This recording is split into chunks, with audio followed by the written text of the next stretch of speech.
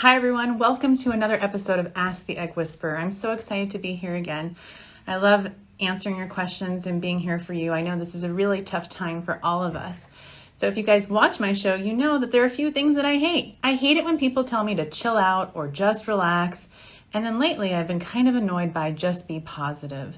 So my new thing, let's be resilient. Let's be strong and stronger, and we're certainly going to be stronger together.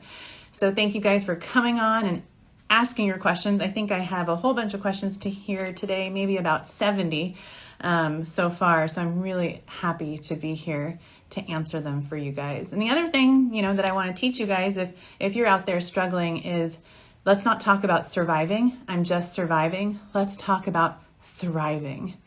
So I thrive. I wake up in the morning. Certainly there are some mornings, especially last week, that I just wanted to crawl up in bed and not get out of bed. And I was like, that's not happening. I need to survive and thrive. Do you see that slip? I swear, some days are harder than others. But that's the thing. We have to figure out ways to find joy in every single day and to thrive. And I do this thing. So when I started Egg Freezing Party, what I did is this. I would go into elevators and I would just survey people. And I would say things like, hey, do you guys know what it takes to freeze eggs? And then I would be floored that no one knew how to freeze eggs, okay? So now a lot of people know like egg freezing, like what it's about, that you can do it. But I'm doing a new thing right now. And what I'm doing right now is I'm asking people, hey, do you know how to meditate? Like, do you actually know how to deep breathe? Because mental health is the most important part of fertility treatment. And the reason is when you're dealing with human biology, things don't work 100% of the time. Nothing is guaranteed. So I'm just surprised. Even like the doctors in the operating room, and I ask them, I say, hey guys, like everyone in here, the nurses, the OR nurse, the tech, I said, how many people here know how to meditate and practice mindfulness and deep breathing? And so many say to me that they've never taken a class and they have no idea how. So what I thought I would do, and we're not going to go through a deep breathing exercise right now, I thought it would be kind of cool to have my patients perhaps do a deep breathing exercise before they even see me, before they even start treatment, so they know exactly how to do it.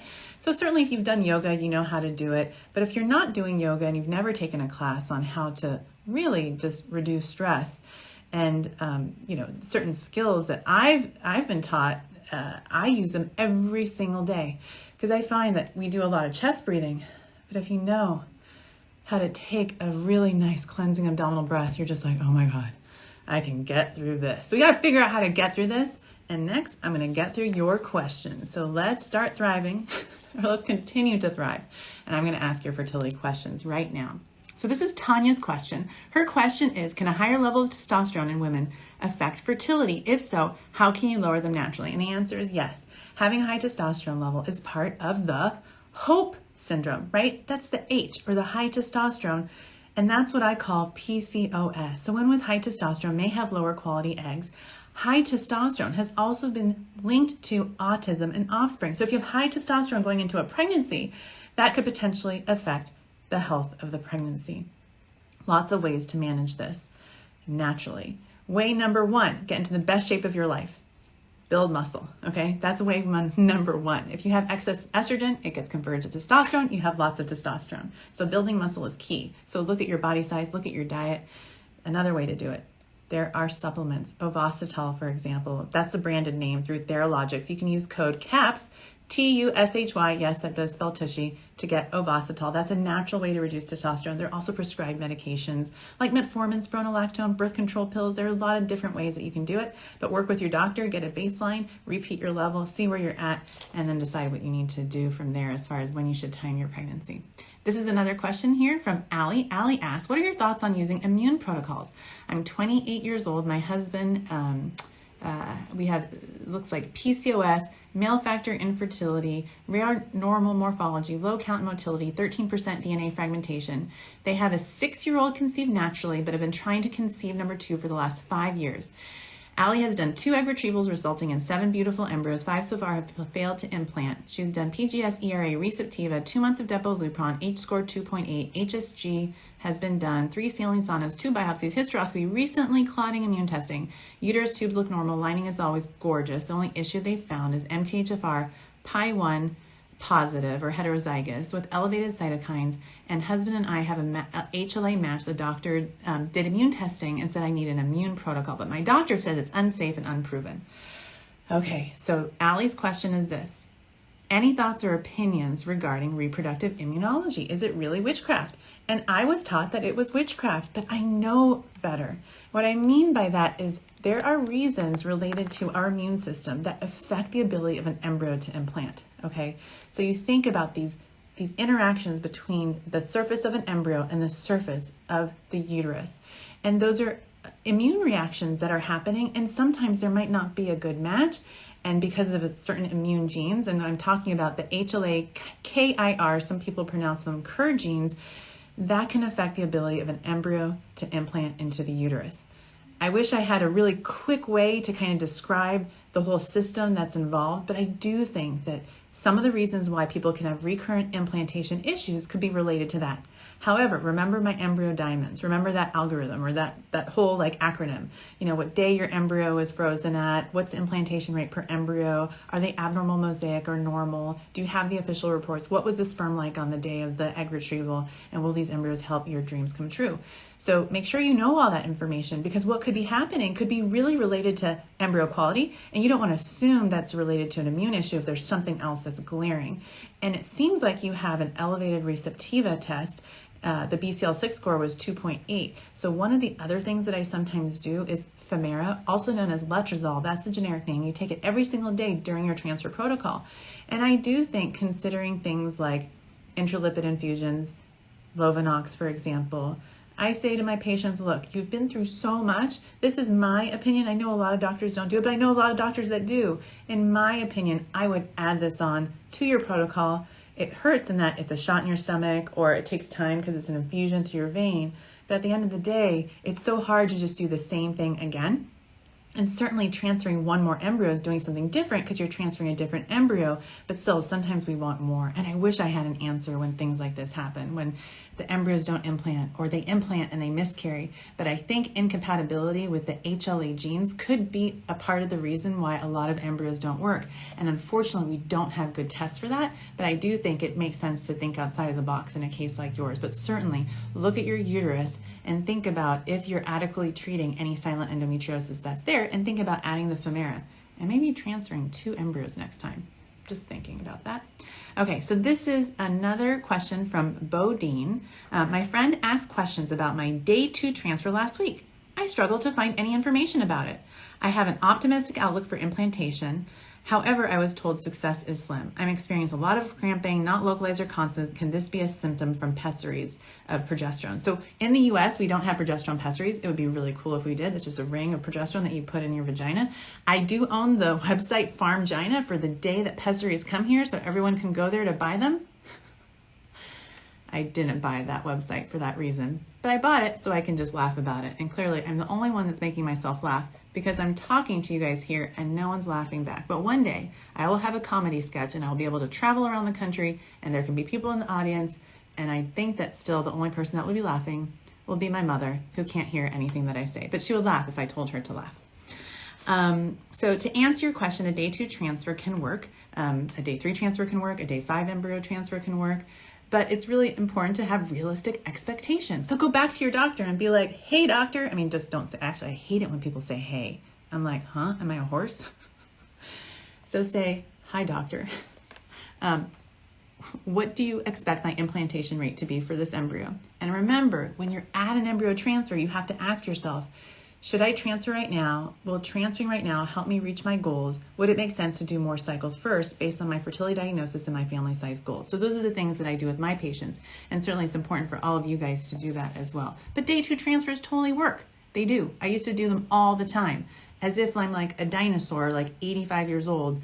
Back in 2005, I used to do day 2 transfers. And it's true, I did, and they worked. So a day 2 transfer in 2020 could still work. So don't feel bad about a day 2 transfer. But if your embryo is, let's say, 2 cells, grade 3, then that embryo probably doesn't have a realistic chance of working. It's important for you to talk to your doctor about that and not rely on me. Here's another question from B. Hi, Dr. Aimee. My name is short. My name for short is B. I love it. Okay. So I recently had my first egg retrieval and I was so bummed about how many embryos I retrieved. Still grateful though. I'm 28 with an AMH of 3.99 and I have PCOS. Did the Tushy check. Thumbs up to the Tushy check. TushyMethod.com for you guys who don't know what that is. Before starting IVF and everything was within normal limits, and so was my husband's semen analysis. I had 7 fertilized embryos with ICSI, and 2 embryos made it to day 5 blast, and they've been sent to PGTA, still waiting for results. I want to do another egg retrieval, possibly next month, to retrieve more embryos. Is there anything else I should be doing differently to increase maybe egg quality? Still don't understand why I didn't retrieve as many embryos. P.S. I was on Folliston 150, Menopur 150, and stemmed for 11 days. Took HGH 36 hours before my egg retrieval, and another dose of HGH the day of the egg retrieval. Okay, so this is the thing. Ask your doctor these questions, and they're great.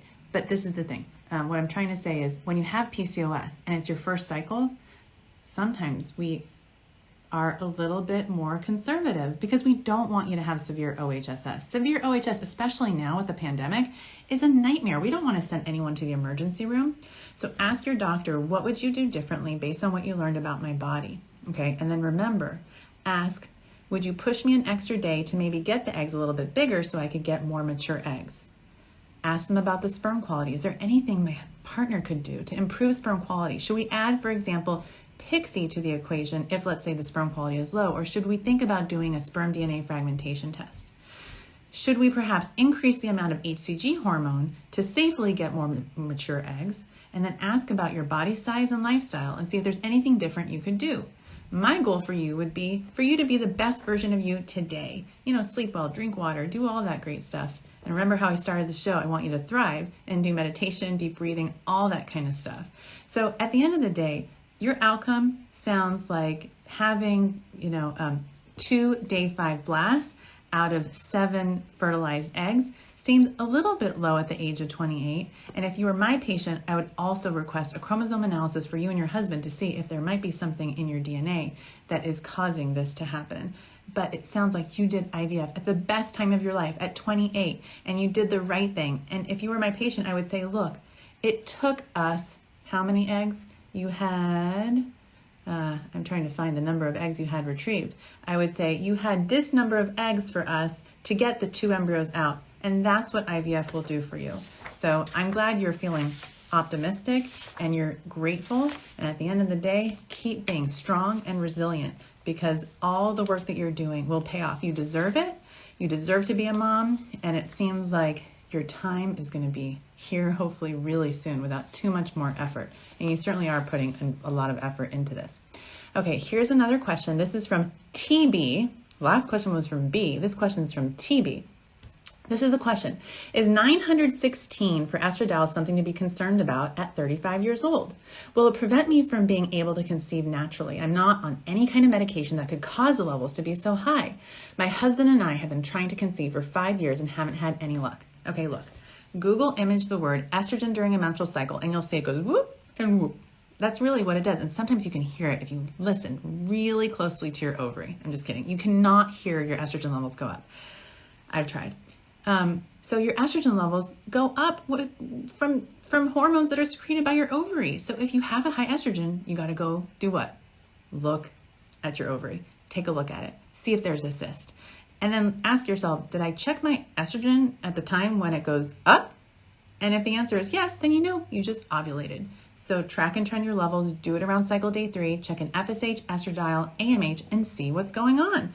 And I don't know how old you are, but what I would say is if you guys have been trying for 5 years, get your tushy checked, go see a fertility doctor, ask what's my diagnosis, what's my prognosis, and what treatment should I do to help me reach my family size goals, and go do it today. Well, maybe not today, tomorrow. Okay, it doesn't have to be tomorrow, but start your CoQ10 today and then go tomorrow. But I'm so glad you reached out. Next question is from G. How easy is it for a 43-year-old woman who has a myoma? For those of you guys who don't know, a myoma is a fibroid. Measuring 3.15 centimeters to get pregnant. Must she do an IVF cycle? Are her eggs likely to be viable, or must donor eggs be used? So the one piece of information I need is the AMH level, the FSH level, because then I'll be able to guide a patient based on her age, how many eggs I could get, and what that means from a pregnancy chance standpoint. Pregnancy rates at 43, they're low. If you go through IVF, 90% of women at 43 will not be successful. And in my experience, what I tell patients is, I feel like if you have at least 3 mature eggs that I could retrieve, for me, it's worth it to go through IVF. It is, because I've had success stories for patients who've gone through IVF. I've actually had success stories for patients who've gone through IVF at 43 with even 1 follicle, FSH levels over 20. I've seen it with my own eyes. It's true, it has happened, but most of the time it doesn't. And so it's so helpful to have realistic expectations about what the treatment outcome is going to be for the age that you're at.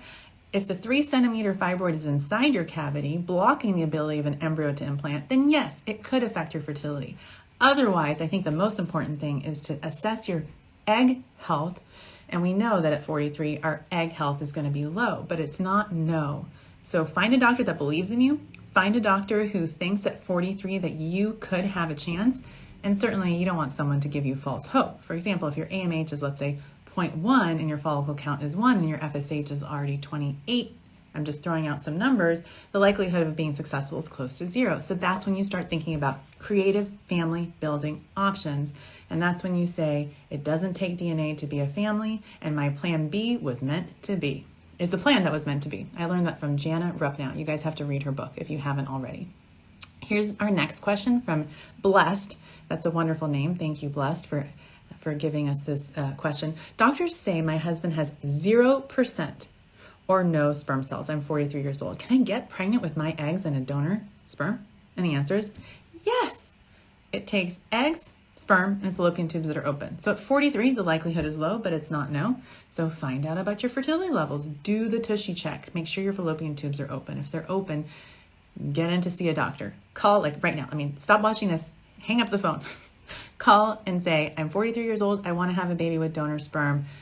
Get me in, okay? And find a doctor that's willing to be as aggressive as you feel comfortable being, and make sure that, obviously you want to have realistic expectations about the treatment, and then move forward and go through all those steps. But yes, you can get pregnant with donor sperm at 43. I've had patients do it, and I hope that you can do it too if that's what you want. Next question is from Polly. I'm now taking metformin because I think I have PCOS. Will it help me ovulate this month? My last menstrual period was September 20th. Okay, so if you think you have PCOS, let's find out if you have PCOS, right? Hope syndrome, right? So find out if you have high testosterone. Find out how many follicles you have on your ovaries. If your periods are irregular, you might have it. Look at your eating and exercise habits, and let's get into the best shape of your life today and get to the bottom of the PCOS story and see if you really have it or not. And the AMH test is part of that. That's another test that you can do to see if you really have it or not. And looking at your hemoglobin A1C to see if you have also insulin resistance. All of these things are helpful tests to do, because then you can treat it, right? Don't just guess, test. See, I'm full of really great sayings today, if you can't tell. So that's a really important thing to do, and metformin can sometimes help. And I wouldn't necessarily rely on metformin to help you ovulate, but it's not uncommon. If you have a hormonal imbalance, metformin can sometimes help, and then sometimes you ovulate. But I don't give patients the expectation that if I prescribe metformin, they're also going to start to ovulate. But there are patients who find that when they take metformin, they start ovulating. This question is from Rand. Hi, Dr. Aimee. Thank you so much for everything that you do. My husband and I are 36 years old, and we've been trying to conceive for 6 months. At 28 years of age, my right ovary was removed due to a 12-centimeter benign cyst. My husband's semen analysis is normal. My day 3 levels are FSH 7.3, AMH 1.7, AFC 9. My uterus and left tube are clear, but my right tube is blocked. My most recent cycle showed a PCOS appearing ovary, a 3-centimeter hemorrhagic cyst, and an AFC of 20. My questions are, should I be worried about the hemorrhagic cyst? And my answer is, we want to do a repeat ultrasound. So if you have a cyst, it could be benign just from ovulating and then collapsing. But guess what? You just do one again. See if it's still there. And if it's still there, you have to ask yourself, is this related to the same cyst that I had last time that required that ovary to be removed? So find out. Request another pelvic ultrasound. Pelvic ultrasound, please. That's a bumper sticker on my car. It's the U of Tushy method, so go get another one done. And yes, your AMH and AFC are healthy. And if your AFC has fluctuated from 9 to 20 from cycle to cycle, and that's what you're sharing with me, I would say that might be not quite accurate.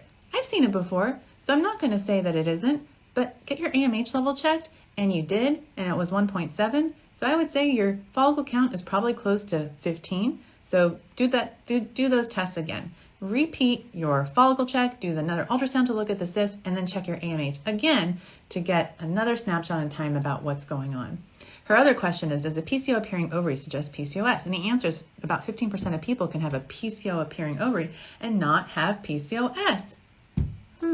Right? So we're giving people a diagnosis just based on an ultrasound when they don't really have a condition. But if you have irregular periods, if you have signs of high testosterone like hair loss over here, so a mustache like I have, acne like I have, then yes, it could be PCOS.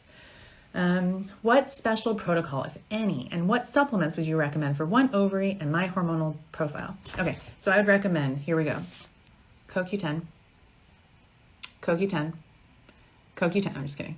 So you get it. I think CoQ10 can help. Ovasitol, lipoic acid, and acetylcysteine, those are my 3 other go-tos. And there are others. There are some studies that have shown that melatonin can help.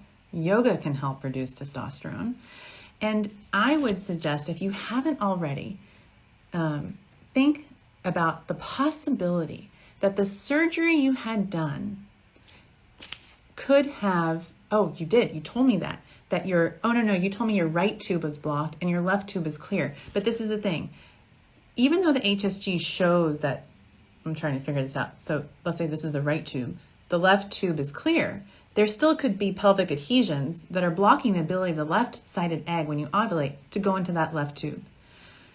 And the other thing is the adhesions on the other tube, if you have that tube, I mean, maybe that tube might have some fluid in it, and that can affect the ability of a healthy implantation to occur. So think through, based on your age being 36, the number of kids that you want, if you want to freeze embryos. So remember, my Egg Whisperer golden rule is if you've had any fertility threatening condition or situation, removing an ovary is one of them, and you're, let's say, 32 years of age and you want 2 kids and you don't already have one, then I tell people freeze embryos. And at 36, I definitely want you to consider freezing embryos, especially if you want 2 kids. So I would say that you don't have to get pregnant with IVF, but you can certainly preserve your embryos for the future so you're not like, oh man, why didn't anyone tell me this? And I get those like, oh man, like reactions all the time. It's like, ah, and I do that a lot. Ah, like why didn't this happen for this patient? Like there were so many opportunities for her to have had these discussions before she met me, and now we're sitting here 10 years later. So don't do that. So just listen to me. Just kidding. Listen to your mom. Okay, so here's a question from Leanne. Leanne, Dr. Aimee, from your video, I can tell that you're very nice. Well, thanks, Leanne. I wish you could just answer my questions. No, she didn't say that. I'm 43 this year. All the blood tests are normal. AMH is 10.6. Wow. I just did my first IVF, but it didn't work. My embryos didn't stick. The stimulation medication seemed not to work well with my body. I retrieved 8 eggs, 5 fertilized. On day 3, I had 9 cells. Other had 4 cells and 5 cells. On day 5, the embryo transfer day, only 2 were left. One was a 2cc and one was lower grade. Question number 1, is it true that medications usually don't work for older women? The answer is no. It's not that the medication doesn't work for older women. It's just our chances are lower as we get older. It has nothing to do with our age, whether the medications will work or not. It will help my eggs and quality next cycle if I take androgens. So she's asking about testosterone priming and will that help? And I know some doctors swear by it and they think it really helps. I make my decision on a case-by-case basis. I don't use testosterone priming or testosterone gel in my practice, but I do recommend DHEA to some patients, especially patients with an elevated FSH. And she's asking about side effects.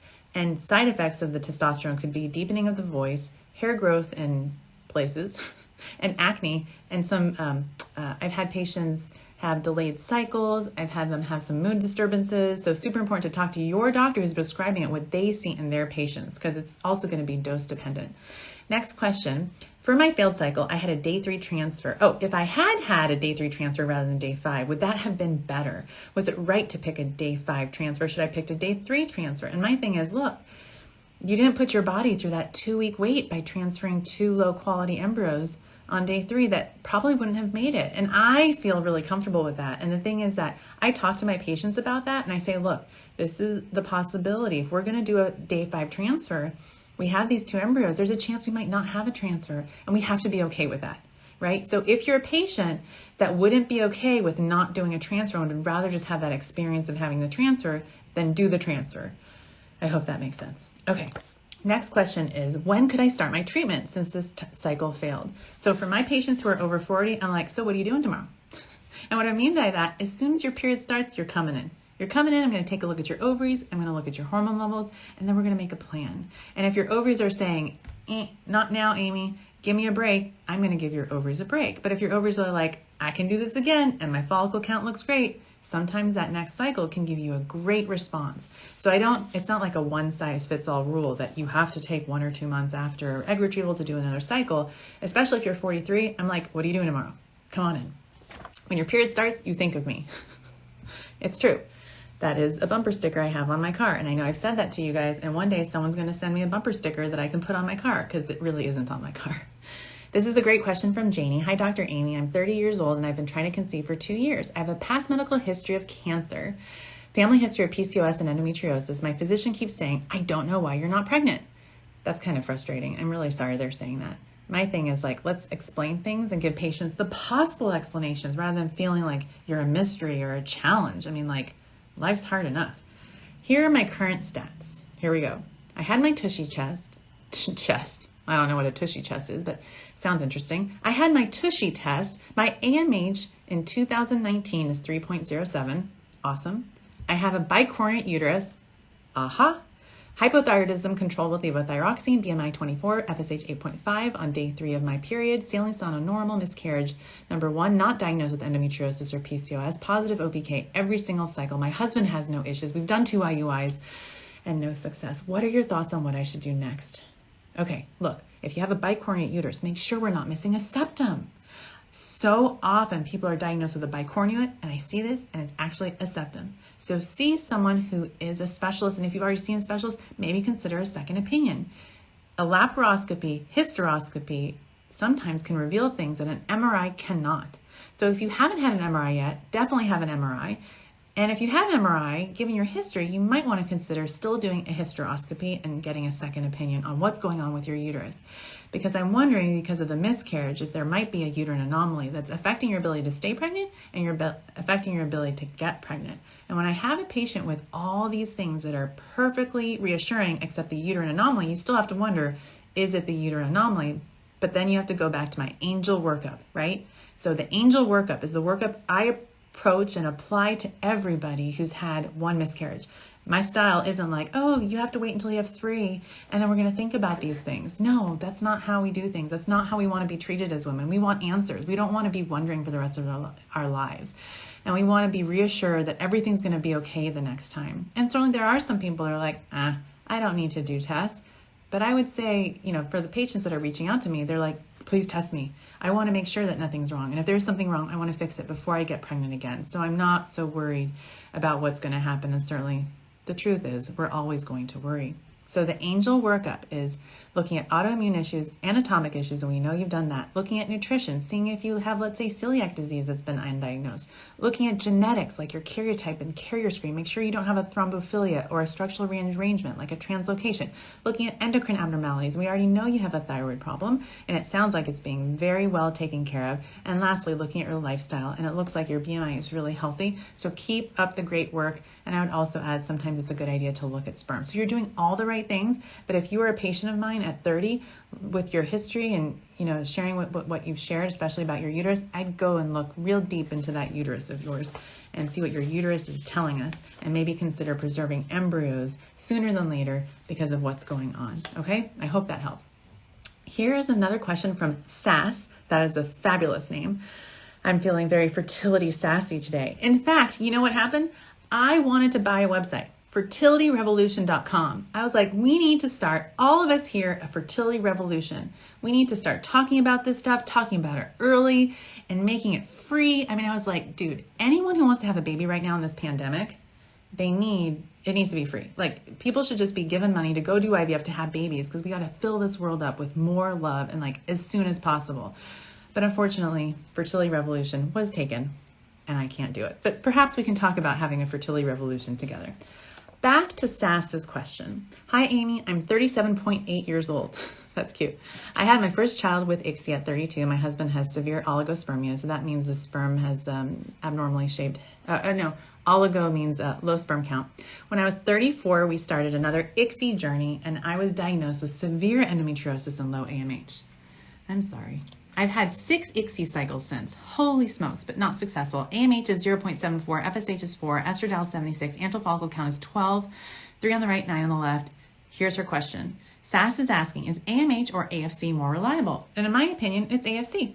So your AFC tells me how many eggs I could potentially get from your cycle. The AMH is a diagnostic test that I get early on so that I can start talking to people about what their expectations are. But once I do the AFC, especially nowadays with COVID, we're doing a lot of blood work ahead of time, and then I bring people in for their pre-IVF ultrasound.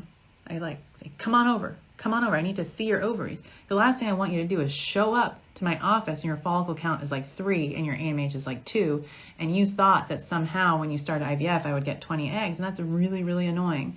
So track and trend your levels, get a repeat AMH if you want, just to see what's going on, because sometimes that one snapshot in time may not be the best assessment of what's going on. But for me, the AFC is super important. And I know the AFC does this and a little bit of that. We call it always mean or always meandering hormone, because sometimes it could be off and you're just like, what the heck? But for the most part, it's pretty consistent in telling me how many mature eggs I could get. So if things don't add up, I wonder if it could be a lab variation. But with my eyes, I can see pretty well still. At the age of 92, I can still see ovaries pretty well on ultrasound. So Sass is asking, my doctor wants to do natural IVF. No, she's saying my doctor is actually suggesting double donation for us. For those of you who don't know what double donation is, that means egg donor and sperm donor. And I would say, yeah, after going through 6 IVF cycles, it sounds like that would be a great way to grow your family. But if you're not ready to give up and you want to try other options like a hybrid cycle or a natural IVF cycle, try it. It is your journey, but at the same time, you want to have realistic expectations. If you're a patient of mine, this is how I would guide you. At 38 years old, if we're not able to get a mature egg that fertilizes, that can't grow to the blastocyst stage, and you've done 6 cycles, I'd be like, let's start talking about other options. Now, it's time to have a second baby. It is time. You had 1 baby, you said at 32. Let's have another baby. Let's stop being a fertility patient. While I would love to have you go through a cycle and have it be successful, rather than having a 5% chance of your next cycle working, let's think about having an 85% chance, and then you can stop going to fertility clinics. While we're wonderful to work with, and sometimes we have good cookies that say Dr. Aimee on them, at some point you have to say, I have closure now. I can really say that I've done everything humanly possible to give myself the best chance of pregnancy. And I think you can after 6 IVF cycles. Here is another great question. This is Jenny's question. I have, let's see here. I'm going to skip this question because it's not filled in, and I will get to it another time. Let's go on to Myrtle. I'm Dr. Aimee. No. Hi, Dr. Aimee. I'm 34 and my husband's 29. We've been trying to conceive for 2.5 years. All my levels have come back normal. We have severe male factor infertility. Count is 3.2 million per ml, 32% motility, 1% normal for morphology. Testosterone came back normal. A former RE put him on 25 milligrams of Clomid for 4 months, and it did nothing for his count. He's healthy, BMI is great, doesn't smoke, drinks rarely. We were allowed to do IUI because the RE felt so bad for me. His post-wash count was only 100,000. He's always taken CoQ10. He's now taking Theralogic's Conception XR. We were told we could do IVF, but is there anything that would prevent us from being successful with ICSI? We had 1 very early chemical pregnancy, and I'm scared his sperm caused it, and I don't want to experience any more loss. Thank you. Okay. Great question. Remember, Ball's method, okay? You gave us exactly what workup has been done. We're missing a few things. 1, background genetics. And you mentioned you had a miscarriage. So we want to do chromosome analysis and Y chromosome microdeletion. So if you haven't done that, talk to your doctor about it and see, are these tests that we should do? 2, anatomic, varicocele. Maybe a varicocele, a dilated vein on the testicles. Don't Google varicocele, you guys, and click image. I swear, you're going to be traumatized forever. You're going to see saggy balls with lots of veins. I'm just kidding. But balls kind of sag, right? Do you guys agree with me? They do. So look for a varicocele because that can explain the reason why the sperm count is low. I do think that Clomid and drugs like Arimidex and HCG could be helpful, but at the same time, they may not help if there's a genetic reason for what's going on. And certainly looking at the fact that he's healthy and doing everything right, I'm thinking that looking at his DNA fragmentation would be extremely helpful to see if doing a testicular sperm aspiration or extraction would be more beneficial than using ejaculated sperm for your IVF cycle. So you don't want to go through IVF and be like, why didn't someone tell me this, right? You don't want to be like, ah! And that's what happens when I experience a miscarriage with my patient. It's like, ah! I get really fired up and really pissed off, frankly, and really upset. And so when patients go through IVF and they're like, well, no one told me that, I'm like, well, I'm sorry, but these are the tests that are part of Ball's method. And so that's why I came up with this cheesy mnemonic so that everybody in the world knows what you can do to get your balls checked. But I'm not joking. Whenever you do an IVF cycle, remember, you want to always ask, what's my diagnosis? What can I do that's in my control to increase my chance of pregnancy? And then the new thing that I always add is, what would I do if this next cycle didn't work? So ask your doctor that. And in a case like yours, if you didn't get good fertilization, embryo progression, the one thing that you might do differently is do a sperm extraction. And so you want to see if that's something that you should do up front. And seeing a male fertility specialist in urology, that would be the key to getting that question answered. Your fertility doctor may or may not, they would know for sure, but seeing a male fertility specialist would be super, super helpful in a case like this. So here's the next question. This is from Renee. Renee asks, I'm 37 years old and I have low AMH. With IVF ICSI, does high dose of meds lead to bad quality eggs or embryos? So she shared with us that her AMH is 0.67, and I would say at 0.67, if your follicle count is, let's say, close to 10, I would use a moderate dose of drugs for you. High dose really, I mean, it just depends on your body size. The way we pick drugs as doctors is your body size, your AMH, and your follicle count. Your doctor totally knows exactly. I mean, think of like a cookie, or I actually don't know how to make cookies. I don't know how to make anything actually except a omelet. But my point is that your doctor will know the exact dose that they think your body needs, and ask them those questions. Why have you picked this protocol for me? Do you think, and then think about the IVF pyramid that I have talked to you guys about. How many eggs do you expect? How many mature eggs would I get in the end? How many embryos should I expect from this treatment cycle? And how many cycles do you expect that I might need to do to be successful? So finding that stuff out ahead of time is way more helpful, so that you're seeing this as something that drives me crazy, because I hate journeys. I like paths. I like to just get there. I don't like this meandering stuff, but that's just life, and that's why I have to remember to thrive every single day, from the minute I wake up to the minute I wake up, because I don't think I sleep. But you get my point.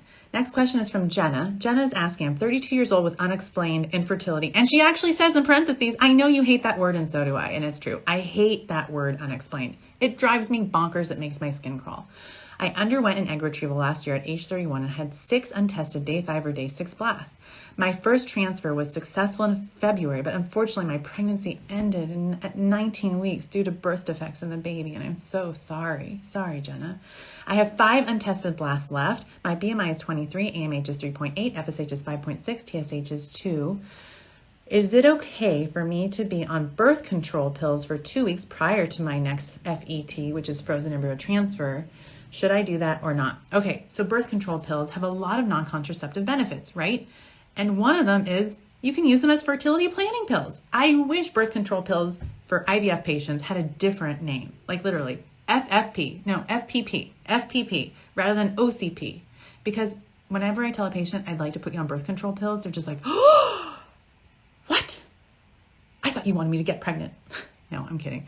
But some do. I have had that happen before. So I always tell patients, I'm going to prescribe something called birth control pills, but they're actually fertility planning pills. I want you to get pregnant, but I just need you to take these so that we're going to stay at cycle day 1, cycle day 1, cycle day 1, so that we can control your cycle and make things happen the way you need them to happen based on your schedule, for example. So I have patients that are like, on December 15th, the star, the sky, the moon, everything's going to be lined up and I need my transfer to fall that day. And I'm like, okay, we'll use birth control pills. And they're like, what? So now you guys know. FPP, fertility planning pills. That's it. It is safe to take birth control pills. Of course, there are some people that have contraindications to taking them, but most people can take them when it comes to doing fertility treatment. So fertility treatment planning pills, FTPP, maybe that sounds better. This is another question from Maya. If I use eggs from an egg bank, what is the likelihood of a live birth? Also, is there a protocol that the doctor needs to follow? Is frozen transfer, fresh transfer better with frozen eggs? What are some reputable egg banks? Okay, so here we go. There are 5 reputable egg banks. I love PNWF, Fairfax, California Cryobank, Ovation, and the World Egg Bank. I've had live births from all of them, and they make me look good every single day, and beautiful, gorgeous babies. My first frozen egg baby was from the World Egg Bank, and he is now in the 3rd grade. So that's really special. I'm really close to his mommy and him, and it's really fun to watch him grow, and he's doing awesome. If you're watching, hi. You might be watching, actually. So as far as egg banks, the likelihood of live birth is something that you should ask your doctor. And I can tell my patients, like with each egg bank, what my success is, and it's over 90%, literally.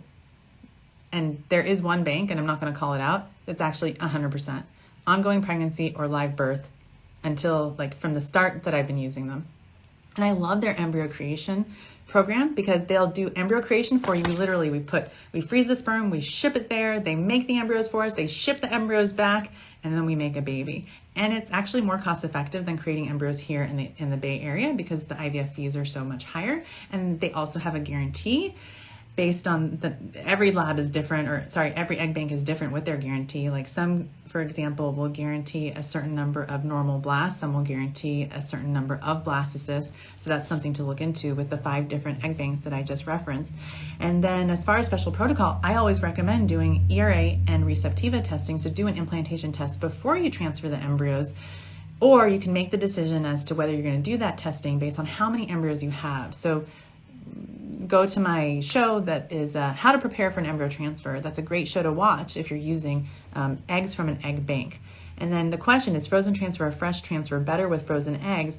Again, it just depends on what clinic you're working with and what they offer you. So a lot of clinics won't allow the egg banks to create embryos and ship them to the clinic. They would rather create the embryos there. And certainly just know that you certainly have options, and just talk to your doctor about that. So next question is from Ellie. Dr. Aimee, thank you so much for your brilliant work. I'm a huge fan of yours. So I'm 39 years old, AMH 2.24. I had 1 cycle of egg freezing and 19 eggs collected. 15 were mature and 15 were mature on day 0. Holy smokes. And 4 were mature the next day. Okay, this is where it gets complicated, you guys. Husband is 57 and had a vasectomy 4 years ago. I would like to know my chances of having 1 and 2 kids with these 19 frozen eggs. If possible, I'd also like to know the IVF pyramid considering our scenario. Lastly, if I do another cycle of egg freezing, with a 2-cycle guarantee, I would have 2 kids. Okay, so this is the thing. At 39 with 15 mature eggs on day 0 and 4 mature on day 1. I'm just going to go with 15 mature because the 4 that went through in vitro maturation may not actually be as viable as the ones that were mature on day 0. I'm thinking that, if you think about 1 out of 10 eggs that have normal chromosomes, we're looking at 2 normal embryos potentially from a batch of eggs from a 39-year-old with those kinds of numbers. But this is the thing, right? As women, like, the stuff is just told to us. But as men, it's like a secret. Like, we don't actually tell women the truth about guys over 50, but I'm here to not shout it out, but just talk it out. So guys over 50 have a higher chance of having sperm that has abnormal chromosomes and leading to pregnancies that miscarry, and babies that might have autism and other issues like ADD, ADHD, schizophrenia. So I think that's really important for you to realize that you might be at higher risk of having a baby with those issues. And so if a woman was 57, the first thing that we would say is, use a sperm donor. I'm sorry. If a woman was 57, if she had sperm, of course. If a woman was 57, we would just be like, huh? You would never use a woman's eggs at 57. So that is a very important conversation I think you and your husband should have as to whether you should use his sperm, especially if it has to be aspirated. The quality might be low. So talk to your doctor about these statistics and get all the facts up front. And I would seriously suggest freezing more eggs, making embryos as soon as possible, because the embryo viability might be lower just because of his age. But at the end of the day, I've certainly had pregnancies from couples when the guy is over 50 and they've turned into beautiful babies and kids with no issues that I just mentioned. But I've also had the opposite, where the kids do have severe autism because of paternal age, most likely. And those are the things that I definitely want to talk about up front. And the patients that have had those situations, they've said to me, Aimee, I should have listened to you, or, you were right. And I hate, like, I never want to be right about that. Like, I don't want to be, but I think in your case, because of your age, I want you to have a pregnancy with your own eggs. Your 57-year-old husband, he's already had kids. That's why he had a vasectomy. I want you to have a chance of pregnancy with your own eggs, and to give yourself the highest chance, those are the things that you want to talk about first. So you don't look back and be like, oh, why didn't anybody talk to me about this? And here we are talking about it. Okay, here's another question from Sarah. Can you kindly discuss trying to conceive with Clomid or Femera? I certainly can. I know it's not IVF or as effective perhaps yet. Many women conceive within 6 months from trying. I'm 38, hormone tests are good, no PCOS, no ovulation issues. I'm currently starting my 4th cycle with fertility pills per my doctor's guidelines. I took Clomid for 2 cycles and now Femera for the 2nd time. After I take the pills for 5 days, I go in for a scan, check that the follicles are matured, and then I get a trigger shot. Then I start progesterone 3 days past ovulation. However, I get my period regardless. Doctor said, let's give it 6 more months. That's a new way of saying months is funts, before trying other procedures. What do you think? And guess what she says, you guys? Sarah says, unexplained infertility sucks. And you know what I say? There's no such thing. Okay. Anytime someone says, I am 38 years old and I have unexplained infertility, I'm like, you just said it. You're 38 years old. That's the explanation. A lot of times it's related to our age. It's so hard to get pregnant over 37. So before you wait too long, go have an IVF discussion with your, not your husband. Well, that too, but your fertility doctor. Sign up for my IVF course through eggwhisperschool.com. Seriously, you'll learn a ton. But my thing is, if you're 38 years old, and especially if you don't already have one baby and you want to, or even if you want a second and you already have one, I would strongly consider freezing embryos. Seriously. Something is just not working. After 4 cycles with fertility pills, with whatever you're doing, it might be egg quality, and you don't want to look back and be like, why did I wait a whole year before I did IVF? I could have done IVF with my younger eggs at 38. And it sounds like, probably, if I were to guess, that the explanation is likely eggs. Of course, it could be other things that are in the Tushy method. If you haven't done all of those tests, be sure to do them. But I would seriously consider taking CoQ10, talk to your doctor about what's my diagnosis, and if they say unexplained, say what are the possible things that could explain what's going on, what are my chances of success with this treatment, what other treatment would we do if this didn't work, and what are the pregnancy rates with the different treatments, so that you're having a really healthy and good discussion with your doctor. And you might be someone, I call it them baby, I have these patients, they walk in and they're like looking like they're 16 years old, but they're 38. I'm like, if I didn't look at my chart, I would think you're 16 years old. So sometimes you have to remind your doctor, especially if you've been there for a really long time and you're on your 5th cycle of treatment, you have to say, I'm 38 years old. What do you think my explanation is? And it should be, oh, you're 38 years old. Let's see what we can do to be as aggressive as possible so we can help you reach your goals. 38-year-old women are fertile all the time, but a lot of 38-year-old women have already experienced enough of a decline in their egg quality that it's really hard to get pregnant. And so you don't want to look back and be like, why didn't someone tell me this? Okay, here's another question from Maya. This is Maya saying, hello, Dr. Aimee. I've been pregnant 5 times. First pregnancy loss was at 6 weeks. Second is my son. I carried my son to term. Each pregnancy after him was a loss, and each time later in the pregnancy, and the last one was at 19 weeks. During my 4th pregnancy, I found out that I had ureaplasma, and they had me on erythromycin for 3 days and progesterone suppositories 2 times a day. My 5th pregnancy, I had a cerclage at 11 weeks and was put on bed rest, and I miscarried at 19 weeks and the placenta abrupted. Each baby I lost was tested and there were no genetic issues. My partner and I have done all the tests. Angels, balls. My ovarian reserves are a bit low for my age, 33, and my partner's 39 and has a low sperm count. Endometrial biopsy showed microbiome in the uterine lining is off. I'm on probiotics. We're currently going through IUI monitoring. On day 4 of my cycle, I had 6 follicles in each ovary. My lining was 4 millimeters. We're both on all supplements, and I recently started CoQ10. If IUI is successful, what do you recommend for a successful pregnancy? Okay, thank you, Maya, for asking this question. So what I would do first is make sure you've done a DNA fragmentation of the sperm. Super important, because if DNA fragmentation is abnormal, and I've seen this before, and it's so heartbreaking, you can have perfectly chromosomally normal pregnancies that stop growing. And I think that doing a DNA fragmentation test will help. Look very closely at the structure of your uterus and ask your doctor, is there a chance that I might have silent endometriosis or adenomyosis? So even moderate adenomyosis can cause the problems that you're describing, and I'm so sorry you've been through so much. And at the end of the day, given the number of losses that you've had, 5 times, 4 losses, I would say that it might be time to consider a gestational carrier. I would do IVF and start thinking about that So again, I'm sorry about everything that you've been through. But at 33, especially with low ovarian reserves, the way I talk to my patients is, look, we don't have time to go through another loss, especially if the pregnancy is going to stop growing at like 12 weeks or 15 weeks. I mean, that's almost 9 months of your life that's gone, and you can't get those eggs back, because as we're pregnant, we continue to lose eggs over time. So that's why it's super important for my patients to understand the importance of their AMH, what it means for their bodies, their ovaries, and how the future will look. And given your history, we have to say, what would happen if you miscarried again? And remember that question, what would I do if this pregnancy didn't work? If this next one wasn't successful, it might be time to consider embryo banking and using a surrogate based on what's going on. But certainly think about the other things that I brought up. Here's a question from Renee. Hi, Dr. Aimee. I recently purchased CoQ10 from Theralogics. I'm a little confused. On the bottle, it says take 1 capsule and it's $125, but you said you recommend 600 to 900. Okay, I'm so glad you said that. I'm going to go back to that.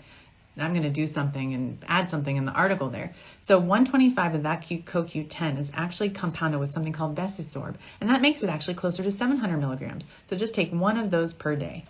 Next question is from Tina. Hi, Dr. Aimee. I've experienced 3 losses in a year and a half. 2 of those were tested and were genetically normal. I have a completely normal workup with my RE, AMH, hormone levels, autoimmune, clotting disorders, karyotyping, homocysteine, saline sano. I do have an HSG pending for next month.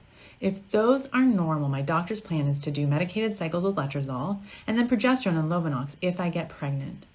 Do you think I should just go straight to IVF or try this less invasive option first? I'm 33. I'm feeling like I'm running out of time to have 2 to 3 kids, and I'm so scared to miscarry, although I know that it could even happen with IVF. So my answer is yes. You want 2 to 3 kids? You've already been through 3 losses. You're 33 years old. Bank embryos. It doesn't mean you need to use your embryo to get pregnant again, but just having them will secure your future options for baby number 2 and baby number 3. Be sure to take CoQ10. Look really carefully at the structure of your uterus. I even would consider doing a hysteroscopy, even if the HSG and the saline sano are perfectly normal. It may not be a bad idea to just do a hysteroscopy. And this is a case where doing HLA-KR testing could be helpful. This is when you might want to talk to, and I know a lot of fertility doctors will roll their eyes at me, but if you can't find something that's abnormal, consider doing reproductive immunology testing.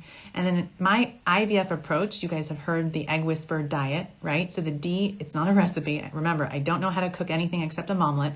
Diagnosis, IVF, endometrial testing, and transfer. And so you don't want to miss, I promise I won't flip you guys off, for the endometrial testing part, you want to rule out, let's say, adenomyosis and silent endometriosis, because sometimes that can contribute to miscarriages.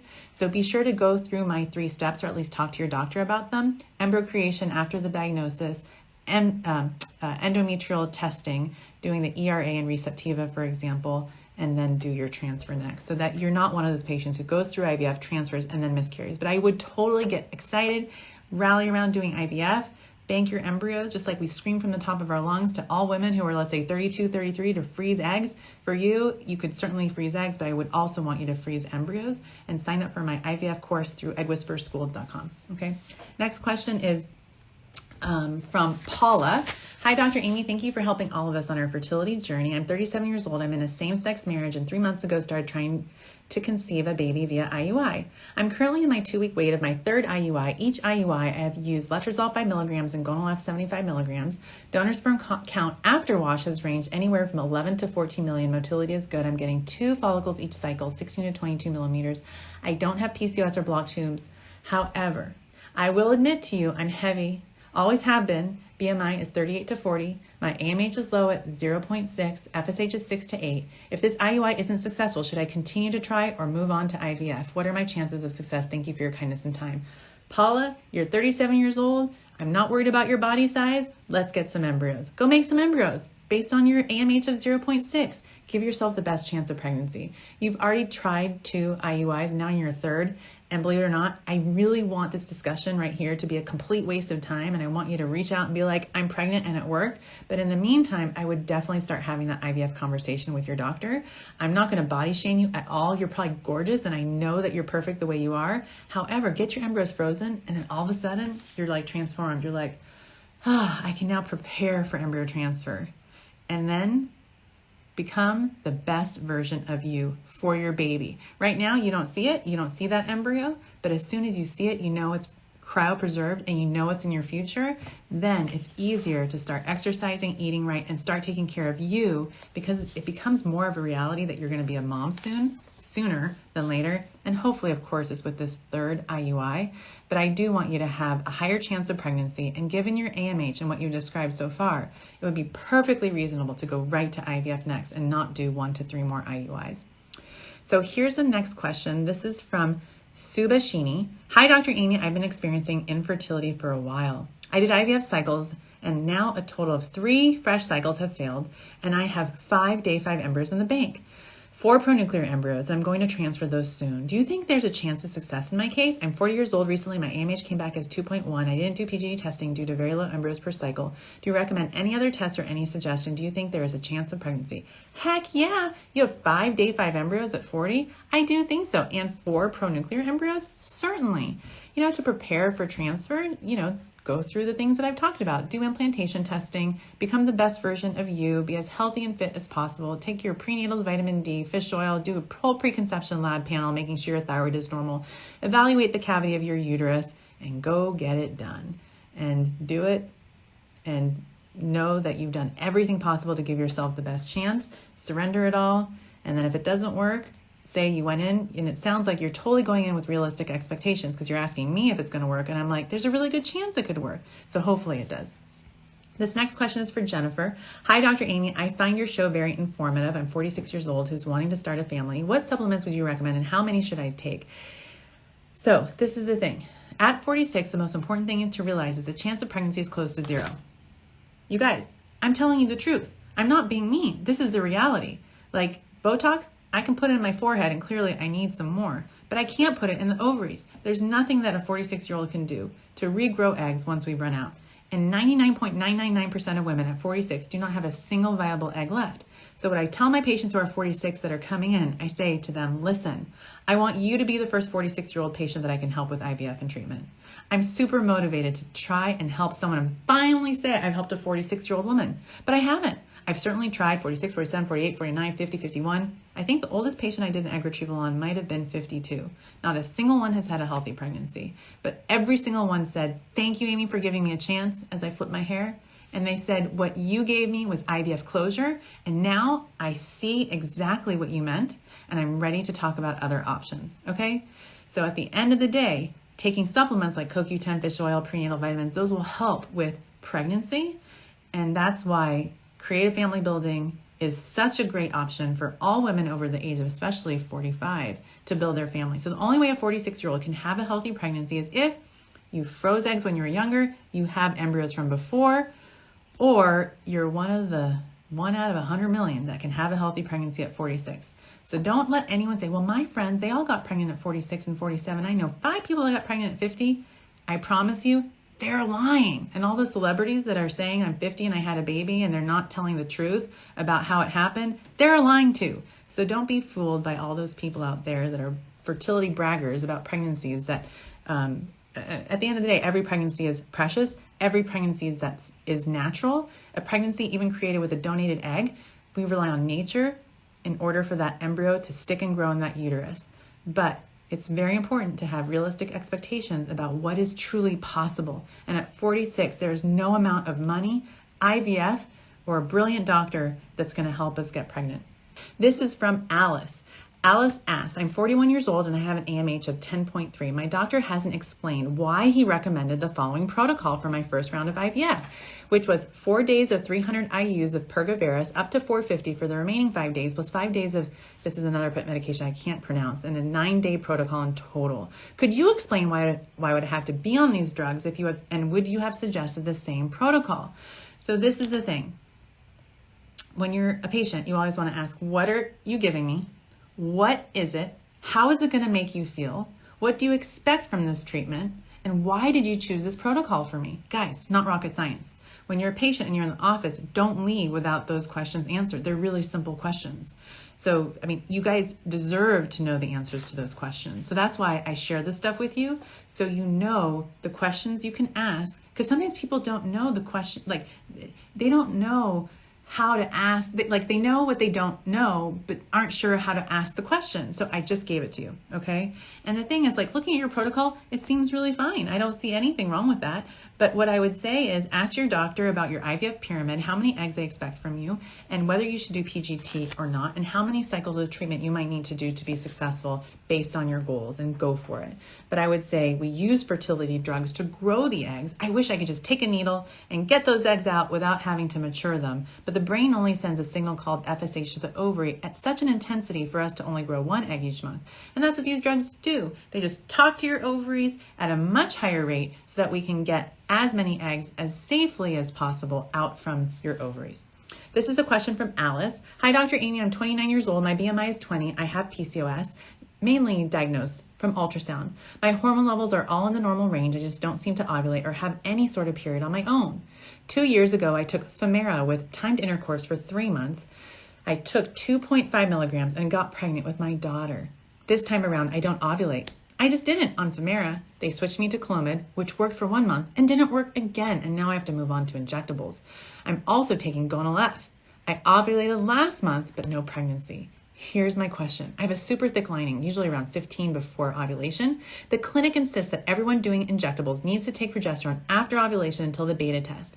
I feel like this could be what's preventing me from getting pregnant because my lining is already so thick. Do you think the progesterone is necessary? And it also makes me bleed very heavily, insanely heavy, the next cycle. Okay, this is the thing. Your uterus is talking to you. You have something in your gut that's saying there's something wrong with your lining. Listen to that. Have you been evaluated for polyp? Have you had a saline sonogram? Have you had an HSG? Go do it. Something could be blocking the ability of implantation from occurring. So ask those questions. If you haven't had those tests done in the last 6 months, do them. But progesterone helps with implantation. It stands for promote gestation, progesteron. I'm just thinking that's how a French person would say it. But it doesn't necessarily thicken the lining. It affects the genes and promotes implantation. And it sounds like you're making it naturally when you ovulate. I always supplement with progesterone, but in your case, it wouldn't cause the heavy bleeding. So something else is. So talk to your doctor about it immediately, like right now, like call him tomorrow and be like, do I have a polyp? Do I have a fibroid? Is there a reason for me to do a hysteroscopy, saline sonogram, or HSG and get to the bottom of it? And let's figure out why your ovaries aren't as responsive. Have you done a repeat AMH recently? Have you checked your testosterone level? Would you benefit from metformin? Ask those questions to your doctor and ask if you've done a recent testosterone level, hemoglobin A1C, and see what you need to do to balance your hormones. In a case like yours, I would consider adding dexamethasone, and I also add naltrexone to Femera therapy, and sometimes I even do not just 5 days of Femera, but 10 days. I just thought I would do that. It's my version of jazz hands. It's called fertility pill hands. Here's another question. This is from Katrina. Katrina says, hi, Dr. Aimee. I'm 42 years old. I have an AMH of 15, an average monthly AFC of 12 to 15, with 1 to 2 dominant follicles and a day 11 lining of 0.8 to 10, whether on medication or not. I'm currently in the middle of my 3rd IUI cycle on letrozole, and I'm experiencing the most painful ovulation I've ever had in my life. This month I have 14 follicles, 3 dominant. In addition to the intermittent cramping on both sides, I have really intense aches and I feel so uncomfortable. I've also developed a hemorrhagic cyst for the first time this month. My question is this, does letrozole make that much a difference with pregnancy rates? My dominant follicles have actually averaged a bit smaller on letrozole, and so far the only advantage I've seen is a 3rd dominant follicle rather than 1 or 2 without the medication. Is this worth it? So this is the thing. Without medication, we're going to only ovulate 1 follicle. 1. So if it looks like you have 2 follicles, one might be a cyst and one might be a follicle. So you want to maybe take a break, do another ultrasound, and see if the pain that you're having is due to something called endometriosis. You're probably like, duh, Aimee, I've already asked about that. But I'm like, duh, I know, but just humor me and maybe go back and get another pelvic ultrasound and take 1 month off, especially because you're having so much pain. And letrozole can help because it's a numbers game. The more eggs you ovulate, the higher the chance that 1 egg and 1 sperm will eventually find an egg. And at the end of the day, with what you're going through, you might want to consider doing IVF because you're 42 years old. You want to take advantage of your youth. And yes, I did just tell you that at 42 you're young. You're a baby to me because I'm older than you. So let's go preserve those eggs and consider making embryos, especially because this experience is so painful.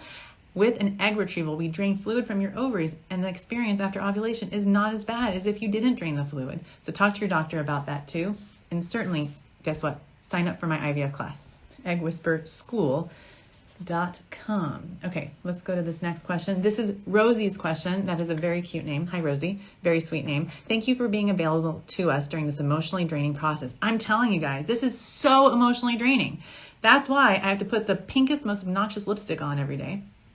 I have to make sure that I have my game face on, and my game face is like, that's my game face. The biggest smile that I can possibly think of. So that sparkle that's on the inside shines out. And I can tell you, it is hard to smile with that face hickey that I have on my face every single day.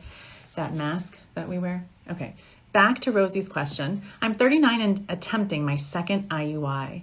My fertility clinic prescribed 5 milligrams Femera and 75 milligrams of Gonal F days 6, 8, and 10. They didn't do blood work and only a follicle scan on day 10. On the right side, I had a 15 and a 13 millimeter follicle. On the left side, I had 11 and a 12. They told me to trigger day 12 and have the IUI on day 14. Is it typical to only scan follicles on day 10, or were my follicles big enough to substantiate an IUI 4 days later? I'm worried that my follicles were not large enough prior to trigger. Okay, guys, when you're in the office, ask those questions. What size are my follicles? So she knows what her follicle sizes are now, but when you're there, be sure to ask. And the thing is this, eggs are mature and ready to be fertilized by sperm if triggered over 18 millimeters. I don't like to guess this kind of stuff. And even if I have a patient that's driving 2-3 hours to see me, I know she will appreciate if I gave her the option to come back in. So I think there was one patient this week, and I'm sorry. I think I told her to come in on Tuesday, Wednesday, and Thursday. Because I'm so picky about picking the exact trigger shot day. I want to make sure that I'm maximizing the chances for my patients. And so that's why we do those kinds of things.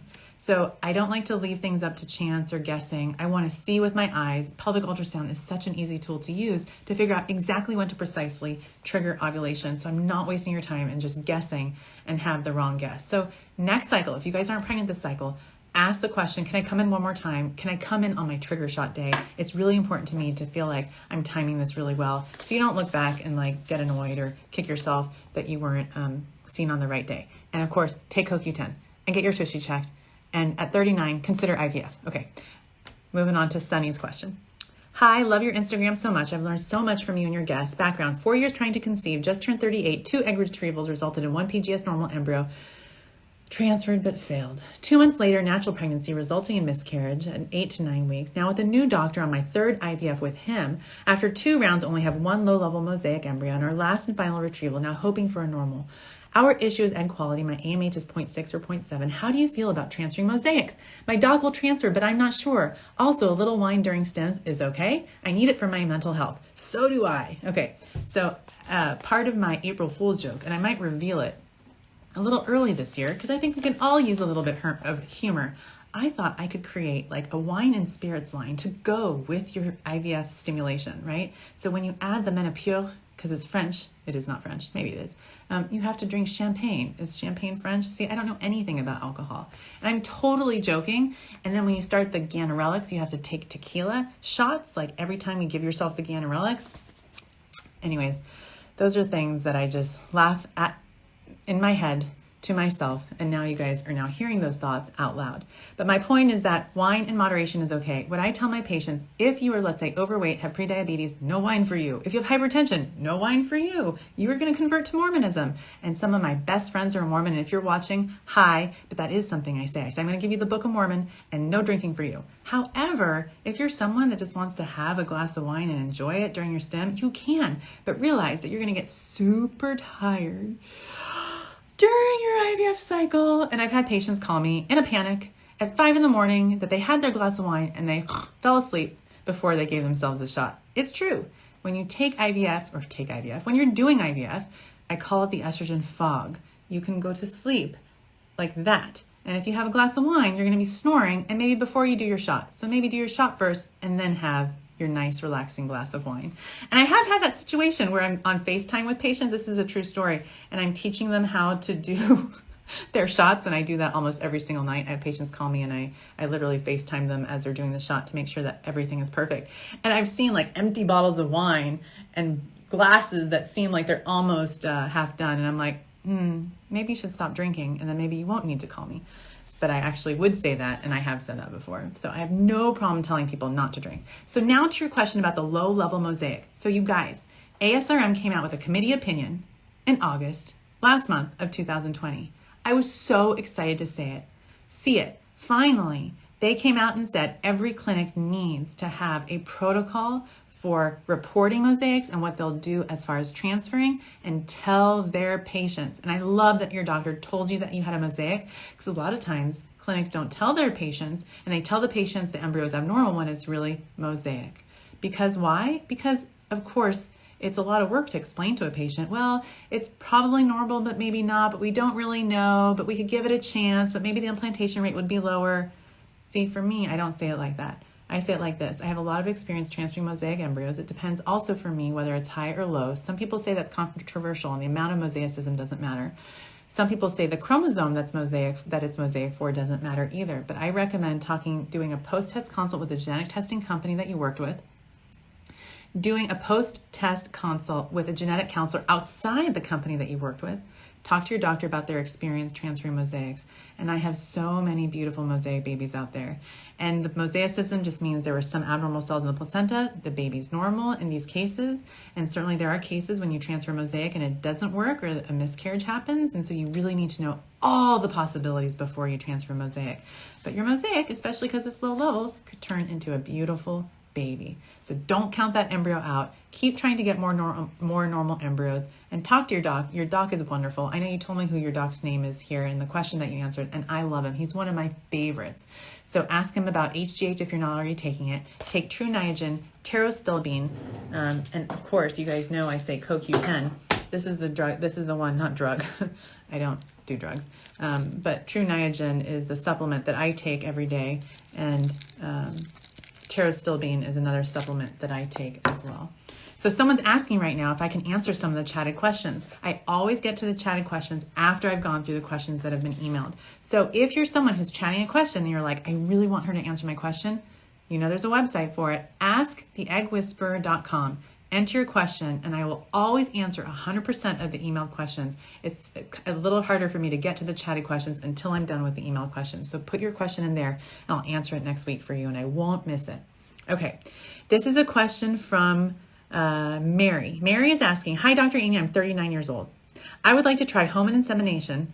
That sounded amazing and awesome. That sounded really exciting too, using frozen donor sperm. Any tips you can give? I'm unable to travel at this time to see another RE. My last IUI failed and it was stressful going to my local doctors. He was always busy and could not get me in for timely monitoring. And I think I ovulated at the wrong time. Here's the thing, I have mild endometriosis. I've had laparoscopy twice. In 2008, I got pregnant and I have a 10-year-old son. I had a laparoscopic surgery in 2016. My tubes are open. My AMH last year was 2.65. Any advice with home insemination? Yes, Mary, I do have advice. See if you can find an OBGYN or a nurse midwife who will help you. See if you can consider taking Femera to ovulate more than one egg, maybe even 3. So when I have a patient that's over 37, especially wanting to do inseminations at home, I'm just like, let's be as aggressive as we feel comfortable being. Have you take fertility pills. I know getting to a doctor, it sounds like it's really hard right now, but maybe your OBGYN can do your IUI. Maybe a nurse midwife can do your IUI. And so that's going to be the approach that I would use for you if you were a patient of mine, and certainly take CoQ10. Here's another question from Mandeep. Thanks, Dr. Aimee, for the wonderful work you're doing. I wanted to know if being overweight can be a reason for not having good quality eggs. If we were fasting for weight loss, does it affect fertility? Thanks again. So I don't body shame people, and I certainly don't fertility shame anybody. And I know for a fact that your fertility is not skin deep. However, if your body size is affecting things like your blood pressure, your cholesterol, your hemoglobin A1C levels, your testosterone, then yes, it is very possible that your body size is affecting your fertility. So continue to do all the things that you're doing. It sounds like you're doing fasting, and I think intermittent fasting can work really well for some people. Exercise most days of the week. See what's causing you stress. talk to a therapist about your relationship with food and your relationships with other people as well. I mean, I'm a stress eater, and I know for a fact that I've had a very wonky relationship with food over the years. I'm hoping that at my tender age of 44, I've finally overcome it, but I certainly I might have some issues again in the future, but I know very, very well what it's like to have a difficult relationship with food and body size. So that's why I think it's super important to have that team around you, therapist, a personal trainer to talk about exercise, a nutritionist to talk about eating. Acupuncture can help, meditation can help, and keep up the great work. And don't let any of the stuff related to your body size affect you from making the right proactive decisions for yourself. Get your levels checked, get your tushy checked, see a fertility doctor that believes in you, including all of you and your body size, and do the right thing for your fertility because it means so much to you and it does to me. Here's the next question from Smashly. That's super cute. Smashly, is progesterone always needed during IVF treatments? Is there any situation where you wouldn't use it? Thank you. So this is the thing. When you do IVF, what do? We extract cells from the ovary at the time of the egg retrieval that secrete progesterone. So what do we have to do after we put an embryo in, or even before? We got to replace it. So progesterone is needed in IVF if you do a fresh transfer. In a frozen embryo transfer, if you're doing a medicated or controlled cycle, absolutely you need progesterone through about 10 weeks of pregnancy. And I used to stop cold turkey at 10, but I'm slowly starting to stop at 12. And for some patients, I'm stopping at 14. I don't know why, but it feels like in some cases it might be the right thing to do for me and my patients. So yes, you need progesterone for a frozen embryo transfer as well. But sometimes if you do a natural cycle transfer, you may need less progesterone because you're relying on your body's ovulation to secrete progesterone, so you may not need as much. This is a question from Nicole. I had an ERA. On that day, I did not have a blood draw. You referenced previously that you do this. I got my results that I'm pre-receptive. By not having a blood draw, am I missing anything else that would prepare for positive beta results? Okay, so this is the thing. I do a blood draw because I want to have that experience of doing the ERA to be as beneficial and informative as possible. So if you've had a progesterone level checked, then I know that this is the right progesterone regimen for you. Like, what if you did vaginal progesterone and your progesterone level was only 6? What if you were doing a progesterone injection and used 50 milligrams and your progesterone level is only like 18? Then you need to up the progesterone. I don't want to learn it the hard way. So I don't think checking or not checking the progesterone on the day of the ERA test would have impacted the results of the ERA test. Obviously, I don't think it would have changed the fact that it was pre-receptive, but it would affect me and how I would design your next protocol, because if the level was low, I would be like, might need some more progesterone. And in a case like yours, don't worry, because guess what? You can get your progesterone checked the day before your transfer and do that, and then you'll know, this is the right regimen for me. I don't need to worry. I can get this completely out of my head. And if your doctor says no, just ask for it again. I'm sure it's a very reasonable thing to request, and you can explain why you're requesting it. And I don't think it's a problem at all to ask for that. And I always check progesterone. Sometimes if someone's using vaginal progesterone, 4 days after a frozen embryo transfer, and I check progesterone at the time of my HCG check 8 days post-transfer for my day 5 transfers. Okay, here's a question from Addison. Why do you recommend bed rest after transfer? My doctor indicates walking, movement, normal lifestyle should be presumed. I'm now overthinking what I should be doing after my next transfer in October to give it my best efforts. Any other tips that I can control to increase my chances? Thank you for all your do. You're wonderful. I love your show. Okay, so as far as the bed rest thing, I tell people butt to bed, butt to couch, butt to chair, butt to toilet, butt to, I don't know what else you can put your butt to, and rotate.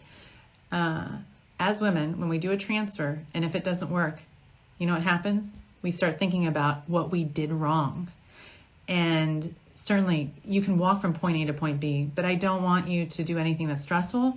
I mean, I joke and I say, I want you to wrap yourself in bubble wrap and stay away from anyone, especially now with the pandemic, that looks like a human, talks like a human, breathes like a human. And the truth is that I want you to not lift a finger. I have a website called ivfcabanaboy.com for those of you who don't have a cabana boy or girl, and you can rent one for the 2 days. I mean, seriously though, you should not even be lifting your finger. You should be just opening your mouth to the peeled grapes that your loved one or partner is going to give you during that 2-day wait. And for some patients, they ask me, they say, can you tell my husband that it's actually 8 days that I can't do chores? And I'm like, of course. That's easy. Consider it done. But the reality is moving around after your transfer doesn't hurt. Doing exercise after your transfer probably doesn't hurt. Having sex after your transfer doesn't hurt. But you know what hurts? It's the pain of having a transfer not work and then what we do to ourselves if it doesn't. So 2 days of rest and relaxation, not a big deal. I don't think it hurts to do that. I don't necessarily know that it helps, but I certainly know that it helps up here. And that's sometimes what's the most important thing when you're going through fertility treatment.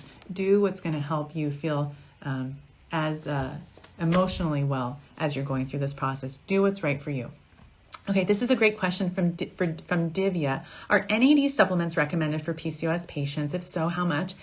If you've been on most supplements listed on your site for 6+ months and your embryos still can't get beyond day 3 fertilized with ICSI, what else can be done to improve egg quality? So I would say NAD, HGH, look at your body size, look at DNA fragmentation, check a chromosome analysis, look at all this stuff and make sure that you're ruling out a chromosomal abnormality in both you and the sperm source. And I would say that even if the DNA fragmentation is normal, even if the chromosome analysis is normal, we know there are other genetic things that can cause this and cause this to happen. When I think about embryo quality, and that's what this is, I think about age, genetics, and environment. I don't know your age. Obviously, I mean, it's hard to know precisely what your genetics are, and the only thing we can control is environment.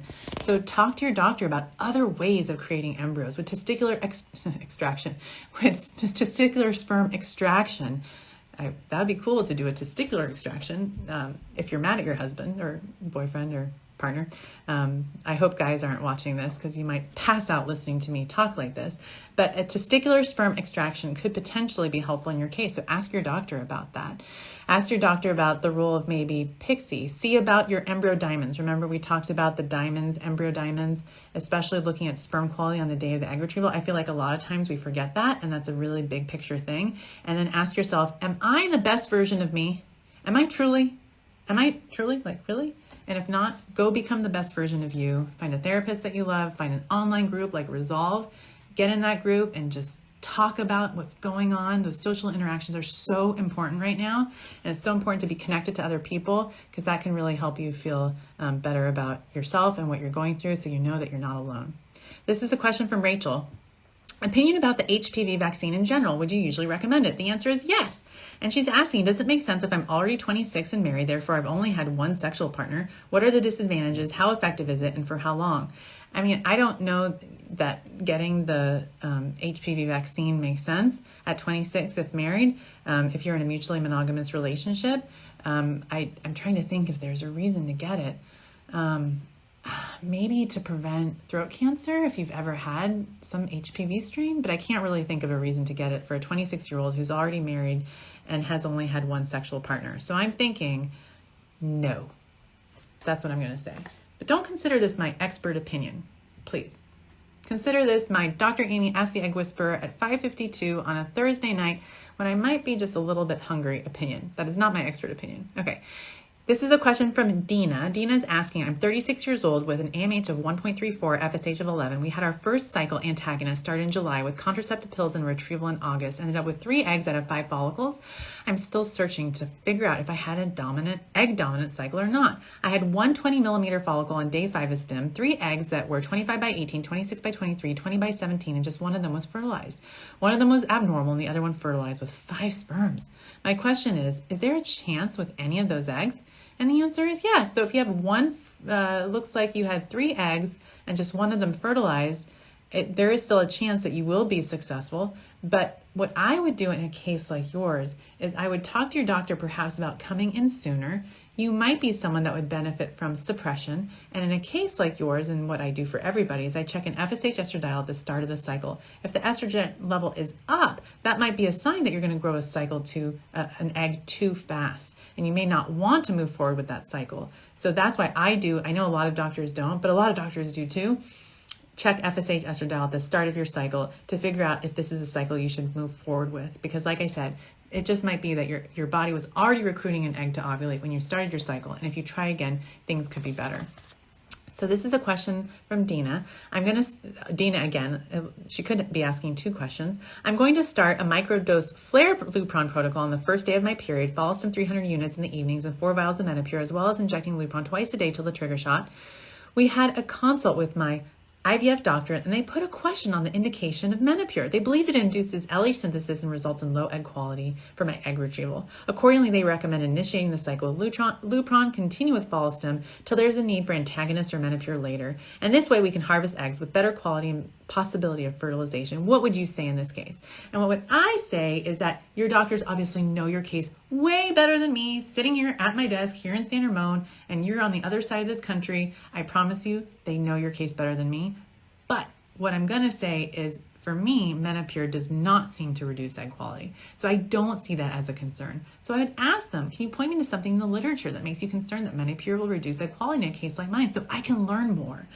And if you're not happy with the answer, you might want to say, why are you not using Menopur for me?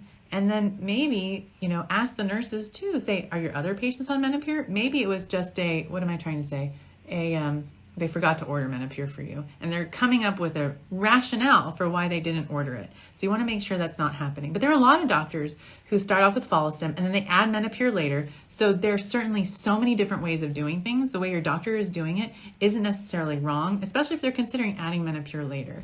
So like I said, I would definitely trust your doctors because they know your story, and I've seen successful cycles without Menopur, so I wouldn't worry about it too much. But as far as Menopur hurting egg quality, I don't necessarily think that's true for my patients.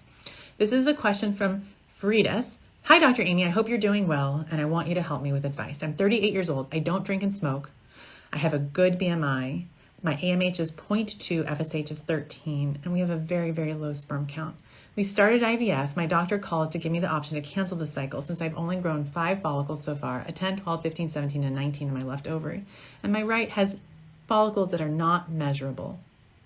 My doctor is worried about the low number of follicles. Okay, listen to me. Your AMH is 0.2. Remember the IVF pyramid. What does that mean? 2 eggs expected from treatment. Holy smokes, you could have 5 mature eggs from the cycle. Go for it. It is so unfair to expect a patient who has an AMH of 0.2 to do better than that. That's like impossible. So you have to know what the number of follicles is based on your hormone levels and your age. And then if you have an outstanding cycle, and it sounds like you do, I personally, if you were my patient, I would rally around the cycle and I would go for it, and I would do everything you can to get to a retrieval. Because if you have an AMH of 0.2 and FSH of 13, and you have a 10, 12, 15, 17, and 19 in one ovary, wow. I would keep going probably another 2 days on stim and see what you're going to get. And hopefully it's going to be amazing and awesome, okay? And if you guys don't go to retrieval, don't be discouraged. It sounds like your follicle count is pretty good given your AMH of 0.2. Maybe repeat your AMH because that might have just been a lab variation. This is a question from Charlie. Charlie says, I had a PGS tested embryo transfer and unfortunately it failed. My lining was 6 millimeters before I started the endometrium. My doc says it's a good triple lining, but I'm concerned this is the reason for the loss. What are your thoughts? I am super picky, and I know some doctors don't think that lining matters to them. It certainly matters to me. I like my linings to be over 8 millimeters, and certainly I love the trilaminar appearance. I would transfer if the lining is 6 millimeters and trilaminar if I've done everything possible to try and get it there, and if I have so many embryos to work with. Otherwise, I would hesitate to transfer someone who has a lining of 6 millimeters in a frozen embryo transfer. And you're right to ask these questions. So I'd ask your doctor, have I done a hysteroscopy? Should I take L-arginine or vitamin E? Should I try a different protocol? Add more estrogen? Consider injectable estrogen or a patch in addition to the pills? Should I increase the frequency or dosage of my medications? Ask all these questions before your next transfer. And don't give up. You're asking all the right questions. This next question is from Sarah. I'm starting my second round of IVF in round 2. Sorry. I misspoke. In round 1, 6 eggs fertilized on day 1. 11, very delayed fertilization. On day 3, out of 20 eggs, 2 made it to day 6. And my doctor wants to use calcium activation for fertilization this time. Do you have thoughts on this? So I would say calcium activation could potentially help you. What I would say is let's figure out what's going on with the eggs. There's a spindle view. That's a way to look at the eggs and see if your doctor has that as a possibility for you. Ask about what could be driving the fertilization issue. If it's a sperm quality issue, you want to learn more about the sperm, do a DNA fragmentation test, see what's going on with the sperm before you do that, because it could be that you might also benefit from PIXI as well. But I have seen calcium activation work in cases of failed fertilization, and it could potentially benefit you as well. But ask about those other things, especially genetic testing before your next cycle. Make sure you've done a chromosome analysis as well as the sperm DNA fragmentation test that I just mentioned. Those are the things that I would be considering in your case. and then take CoQ10 and maybe HGH and maybe NAD and pterostilbene. Okay, so this is a question from Kylie. She's saying, I'm preparing as we speak with priming, and October 22nd, I will be starting stim. Is it too late for me to take NAD for a good outcome? I watched your videos, but you didn't say how much to take daily. So I take 300 milligrams a day. So you can take that. If you get side effects, like you feel a little jittery, then maybe take a lower dose. And the way to do that is, I think you can get 150 milligrams online very easily, or take one pill every other day. It can cause a little bit of anxiety in some people, and sometimes they wake up super early in the morning. And I automatically wake up at 5 a.m. My first egg retrieval this morning was at 6, so obviously it's not a problem for me to be waking up early. But if you're waking up and you're feeling kind of a little anxious, then that might be a sign that that dose is too high for you, or you should be taking it less frequently or a lower dose. And if you can't tolerate it, know that I think about 10% of people just can't tolerate it. So be careful with it. It's certainly not for everybody. Next question is also, since you're taking many of these supplements to test on yourself, do you think you'll share with us one day all your findings? I will. I actually recorded some videos of me like drawing my own blood because, I don't know, I'm a big dork and I thought that would be cool to do. And I did. And so yes, I would actually, and I will share my FSH, estradiol, and my AMH levels over time. I've been tracking them probably for the last 6 years. And for the last year and a half, I've been taking these supplements. So I will do a big reveal. And what would be really cool is if I can somehow delay the onset of my menopause. And that's kind of what I'm hoping to do, and to see if I can do it with these supplements. So this is a question from Lisa. Hi, Dr. Aimee. My doctor but to answer your question, you asked a really good question about how long you should be taking NAD before your retrieval. I don't know. I honestly don't know. I have patients where I'm like, you're starting your meds and you're not taking this, take this right now. And they have a beautiful cycle. And I don't know if the NAD had anything to do with it. And so I don't know if you need to take it 2 weeks before, 2 days before, 2 months before, but it certainly can't hurt to start it as soon as you're thinking about doing IVF. So this is a question from Lisa. Lisa is saying, hi, Dr. Aimee. My doctor just found adhesions in my uterus. For those of you guys who don't know what adhesions are, it's like a spidery web of scar tissue that can be inside the uterus, and it can block implantation. The middle of my uterus is stuck together like a figure of 8. Okay, so likely she has a band of scar tissue right there smack dab in her uterus. We're heading into our 5th round of IVF in either October or November, and we'll be having a surgery to remove the adhesions at the end of this month. Once the adhesions are removed, do I still need to be concerned with this affecting IVF and implantation? Thank you. I'm 44 years old, no children, endometriosis, and 1 fallopian tube. Okay, listen, you're 44 years old, you're going through IVF. If you have an embryo, be so careful about what you do with it. Have the conversations with your doctor. If this transfer doesn't work, what would I do differently? Because if it's a gestational carrier, then I want you to have a pregnancy with your own eggs if you're so lucky to have a pregnancy at 44. If you're already thinking of egg donation, you'll probably get more embryos than you'll need. And I think it's okay to just transfer and see what happens. But certainly when I think about embryos, I don't think of them like rolling dice, but sometimes it feels that way, certainly as an IVF doctor. But at the end of the day, you don't want to just roll the embryos without having these really good discussions up front. So make sure your lining is where it needs it to be. Double check it after you remove the adhesions. See if your doctor wants to do another hysteroscopy or saline sonogram to make 1,000% sure that your uterus is perfectly primed and ready for a transfer. Okay, this next question is from Sushila. Hi, Dr. Aimee. Thank you for sharing beautiful stories and conducting Q&A on various fertility-related questions. I'm from Sydney. I'm 34 years old and will be 35 next week. I underwent surgery for bowel endometriosis in November of 2019. I'm much better now, less painful periods, but still irregular. We've been trying to conceive since December 2019 and no positive results. My cycles are always irregular, average is 45 to 50 days. This year I skipped a period twice in May and July, but the cause was not pregnancy, sadly. When my endometriosis was removed, my surgeon advised to try conceiving until July 2020. If it does not work, to see a fertility doctor. So I met a fertility specialist in August, and she straight away advised to do IVF. I'm 34 now and wanted to try other alternative fertility options and see whether that works. IVF is expensive and not covered by insurance. I'm not sure what to do. Okay, you just told me what's wrong. Your cycles are irregular. So guess what we want to do? We want to figure out, why are your cycles irregular? Because that affects your chances of getting pregnant. If you're not ovulating, you can't get pregnant, right? So figure out, what is the reason behind it? Is it decreased ovarian reserve? Is your AMH level low? Is it PCOS? Is your AMH level high? We got to figure out which one it is. So figuring out that diagnosis will help you design a plan for treatment. And you can just say to the fertility doc, just say, look, I don't want to do IVF. Equip me with what I need to know to give myself the best chance of pregnancy at home or with more natural treatments. I mean, when anyone says I want to get pregnant naturally and not do IVF, I kind of roll my eyes a little bit because I'm like, you really think that doing IVF isn't natural? I'm putting an embryo in. It's all nature that takes over. But you know what I mean. But at the end of the day, I want everyone to get pregnant without my help if possible. And so my approach is to teach people what their diagnosis is and tell them what they can do that's in their control to give themselves the best chance of pregnancy. Because ultimately, if we need to do IVF, we're going to be the best version of you, and we're going to be very well prepared, and we're going to have all the knowledge that all the previous treatments have given us so that we know exactly what to do next, and hopefully it'll work, or at least have the highest chance of working the first time. But in your case, it sounds like you might have PCOS or decreased ovarian reserve. So figure that out, get your hormone levels checked, and see what's going on, because that might be the key to you getting pregnant naturally. And certainly with the history of endometriosis, there's a very high likelihood that you could have pelvic adhesive disease, and that could block the ability of an egg from getting picked up by the sperm. So ask your doctor, based on the ultrasounds and the HSG procedure, what is the likelihood that that might be happening? And don't give up. You're doing and asking all the right things. So this is a great question from Jess. Jess is asking this. I'm 38 and due to start IVF and FET. My AMH was 0.2, which I know is low, but my doctor saw 6 follicles on my scan. I ovulate regularly and my periods are regular. Could my AMH levels change month to month? Do I have a chance at pregnancy? Also, we want 2 kids. How many embryos should we freeze? Okay, so what I would say is repeat your AMH and check your FSH and estradiol as well.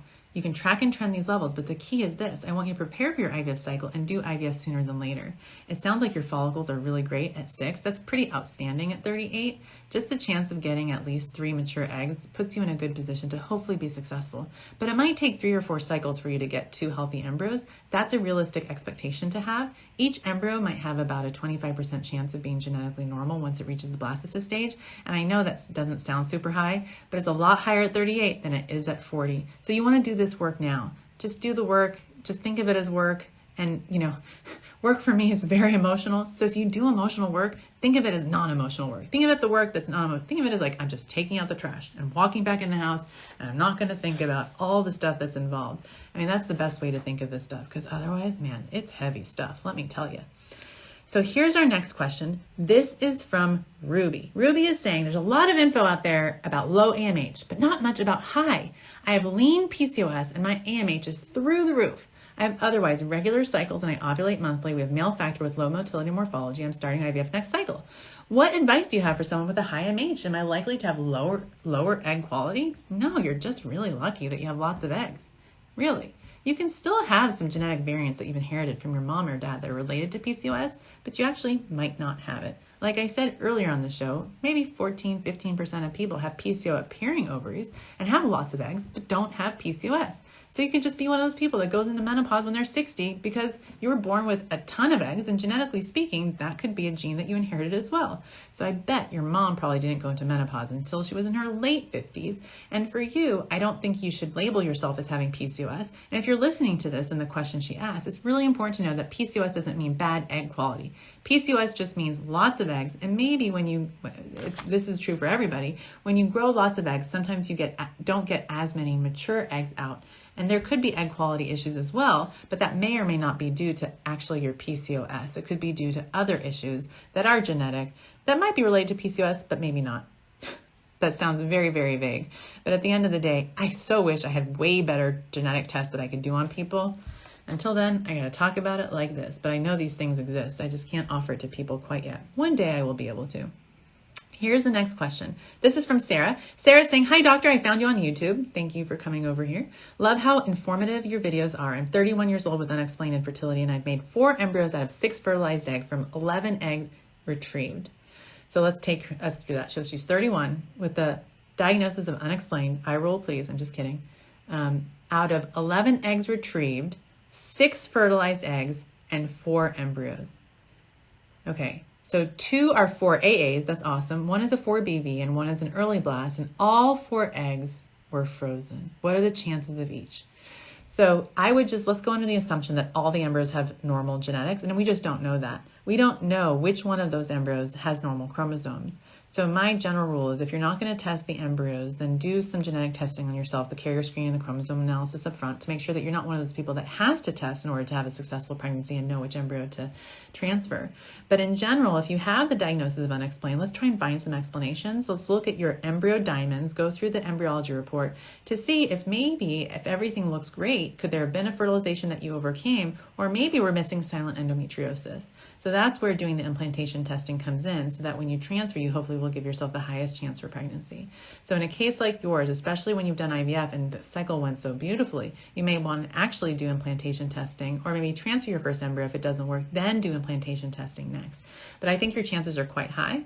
If you had a 4AA blastocyst at the age of 31, I would give you an estimate literally of 85% chance first transfer, especially if the embryo had normal chromosomes. So great job. Good job, good work. Keep asking questions and keep doing what you're doing and don't give up. So this next question is from Genevieve. Thank you, Dr. Aimee, for being so helpful and funny. You guys, she thinks I'm funny. Thank you, Genevieve. Not many people think I'm funny. Annoying, maybe. Maybe I just annoy my sister because I know she's going to troll me later and be like, dude, don't you know how bad your hair looks? Like literally, that's what she'll text me. I'm 37 years old. After a miscarriage in 2019, 3 months of Femera only, 3 rounds of IUI, Femera Ovidrel Prometrium, we decided to do IVF. My doctor prescribed ICSI, time-lapse incubation, PGTA, and a frozen transfer. I did some research, and the quality of evidence for time-lapse incubation isn't consistent.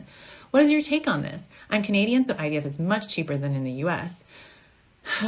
Am I at risk for OHSS? I have a BMI of 18, AMH of 3, FSH is 7.9. And then the last question is, shouldn't baby aspirin be added to my plan because of high blood pressure? I only have hormonal stimulation meds. Thanks for your help. Okay, this is the thing.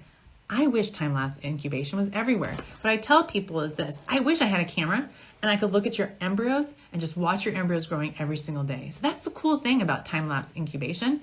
Ask your doctor if you get a password to the camera and you can literally just sit there and watch them, because I would be obsessed. I mean, I think it's the coolest thing ever to see the embryos grow.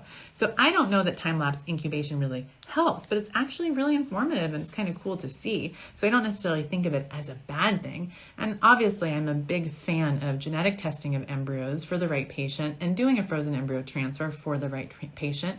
And as far as OHSS, if you have a BMI of 18 and such a high AMH of 3.0, you are. So talk to your doctor about being seen maybe a little bit earlier. Make sure you're not starting on too high of a dose of medication, and ask them what trigger shot medications they're going to use for you. And it seems like the word is out. We don't use HCG full dose anymore, especially for a patient like you. So consider a Lupron trigger, maybe with low dose HCG. And then the 3 magic things that I tell patients is bromocriptine, that's a supplement or a steroid that you can place in the vagina. Femera, you guys know what that is, but I can also give it to patients at the time of their trigger, plus ganirelix. You can also use that to prevent severe OHSS. And lastly, the supplements would be like Drip Drop. So Drip Drop is a electrolyte powder you can add to your water. Whey protein, WHEY, that can also help, especially after the egg retrieval. And I tell my patients to drink salty drinks, G2, Gatorade, Propel, and just drink them all the time to keep you hydrated, very well hydrated going into the retrieval and afterwards. And I give my patients Hespan at the time of the egg retrieval. So this next question is from Sarah. So Sarah is saying, I was diagnosed with a high amount, and hi Kelly, nice to see you. And people are saying I look amazing. I don't necessarily think I look amazing, but that's very sweet of you. Sarah is saying, I was diagnosed with a high amount of uterine natural killer cells with a biopsy of my uterus, but my fertility clinic doesn't treat that. They don't think it's a real issue, but after having almost everything checked after a miscarriage, the only thing so far which explains why I got pregnant in my first cycle, or why I didn't get pregnant in my first cycle and haven't since. I'm not sure that I made sense with that, but you guys can probably sense what I mean. After a year of trying, my AMH is 2. I have 5 to 6 follicles on each side. I'm 37 years old. I already take progesterone after ovulation. What are your thoughts about killer cells? And thank you. Don't tell me it's my geriatric age and I'm from Germany. So first of all, hi from the US. And I love that you have access to this test that I would die to have access to. You know, we can't do tests on natural killer cells inside the uterus here. And if someone knows that it can be done, can you message me, please? Because I would love to do that. So for those of you who are like wondering what the heck I'm saying, so when we do a natural killer cell panel, we're checking the blood. The controversy exists about this testing is because people say, and it's true, that the levels in your blood have nothing to do with the levels in your uterus, nothing at all. So it's like, why even check them? And I'm like, well, it's the best I have. Like I can't check them in the uterus. That's super cool that you can check them in the uterus. And I do think that there might be good evidence that that's the kind of thing that people should be doing. Would it be cool if I could do an ERA test, a Receptiva test, and a natural killer biopsy at the same time, just with one biopsy and sending cells to 3 different companies? That would be outstanding to really help people, especially those who have recurrent implantation issues. So that's the kind of thing that I think would be cool to do. And I would say that, looking at the natural killer panel, consider intralipid infusions, follow an anti-inflammatory diet, be the best version of you, and keep it up and keep trying. And if you have access to IVF, I'm not going to call you geriatric, but I'm going to say I'd want you to have 2 kids. And I certainly don't think a 37-year-old's geriatric, or any woman in my practice at all. So here's a question from Lauren. Hi, Dr. Aimee. I just had my FET on Monday. It was medicated. My progesterone level 2 days before transfer was high. Holy smokes, 124. I had just taken progesterone orally, vaginally, and a PIO shot as directed that morning before the blood draw. Will the high progesterone negatively impact my chances of success in endometrial receptivity? My progesterone was less than 0.5 before starting supplementation. So this is the thing. Your doctor totally knows, because this is the protocol that they obviously use all the time. So I've actually had patients with progesterone levels over 100 as well, and I'm like floored. And sometimes I wonder if there's something about them, their blood, the supplements that they're taking that is causing the progesterone to go so high, because they don't feel anything at all. Because I would think if someone's progesterone's 100, you're feeling so drowsy, you can barely keep your eyes open, you're going to want to throw up all the time. But that's not the case at all with the patients of mine that I've seen with progesterone levels that high, and they have perfectly normal and healthy pregnancies and feel really good. So I'm not going to touch the progesterone. So ask your doctor, like, is this a normal progesterone that you expect from me? Would you want to taper me down? I would expect that it's the oral progesterone that's causing it to shoot up like that. So you might want to ask them if you want to stop it, but especially if you have symptoms. If you don't have symptoms and they say it's okay, I don't want to interfere with your care plan, but it's definitely good to check and double check and triple check and make sure you're asking the doctor directly and getting an answer from them as well. So this is a question from Natika. Hi, Dr. Aimee. I'm 43 years old, trying to get pregnant. My partner is 56. My data, FSH5, AMH 2.29. I naturally got pregnant at 42, then miscarried due to severe chromosomal abnormality at 10 weeks. I failed IUIs this summer. My tubes and hormones all look good. I've had normal karyotype testing, recurrent miscarriage markers, thrombophilia workup, and I just started taking CoQ10 DHEA. And I restarted acupuncture as well. My partner and I are healthy and active, social drinkers, don't smoke. I'm confused as to why IUIs aren't effective when natural pregnancy seems possible. I'm also wondering if IVF is the next best option. If I had money for IVF, 1 round, what are my chances and what is the best protocol to try? So I would say your chances of IVF at 43 is about 10%. What that means, don't think of it, oh, I have a good chance. Think that 90% of people who do IVF at 43 are not successful. But given your data points that you shared with me, that your AMH is 2.29 and you've been pregnant before, especially when the trisomy 9 was on the paternal side, meaning from the sperm source, I think that it's worth trying. But see, the thing is this, I want you to have a pregnancy with your own eggs, because soon you're going to run out of those healthy eggs, and now you're going to be looking at donor eggs and using your husband's sperm. And we already know that your husband's sperm was the problem in the last pregnancy. So maybe start thinking about switching it up. Look really deep, do a deep dive in the sperm quality and see what's going on there. I recommend sperm DNA fragmentation, especially for all guys over the age of 50, so you can truly understand what your chances are. And not that you need to make decisions about using donor sperm or anything like that, but kind of talk about it, have that healthy conversation about it, and see if you should do an IVF cycle with his sperm, and if it doesn't work, an IVF cycle with donor sperm, or vice versa, or depending on the number of eggs you get. At 43, you probably don't want to split the eggs, but those are the kinds of conversations that I have with my patients, so that you hear that stuff up front, not after the fact, and you're like, why didn't someone tell me to do that? Like, why did I have to use a donor egg? Because donor eggs are so much more expensive than a vial of sperm. But as women, we often give up so much as women to have a family, and sometimes I feel like we're missing out on an opportunity to give ourselves the best chance of pregnancy because of being worried about the sperm part. And there's something called sugar coating of sperm that is often done, and I obviously don't do that here. So the next question is from Rasha. Hi, Dr. Aimee. I love following you. I've learned so much. I've been trying to conceive for about 8 years and no luck. Well, thank you for still trying. I really want you to be successful, especially after 8 years. I have PCOS. I'm 38 years old. I was seeing a fertility specialist a few years ago, but not comfortable with him and felt like he was not helping me at all. And so I stopped going. I'm finally mentally ready to try again. And here I am the day before my first IUI ever when I found out my uterine lining was 6. What can I do to help to thicken it? It's probably too late for tomorrow, but I would like to know in case this doesn't work. So if your lining is 6, I would ask your doctor to think about prescribing estrogen. So estrogen works to thicken the lining, and then ask, why is my lining thin? Is it because you were on Clomid? If so, don't use Clomid again. Please, please, please. Is it no Clomid. No Clomid for you. Is it because of scar tissue, right? So is it possible that you might have Asherman syndrome? It doesn't seem like you would, but I would ask your doctor that question and do a saline sonogram if you haven't already, and an HSG if you haven't already. But I think Clomid is probably the most likely scenario for why your lining is thin.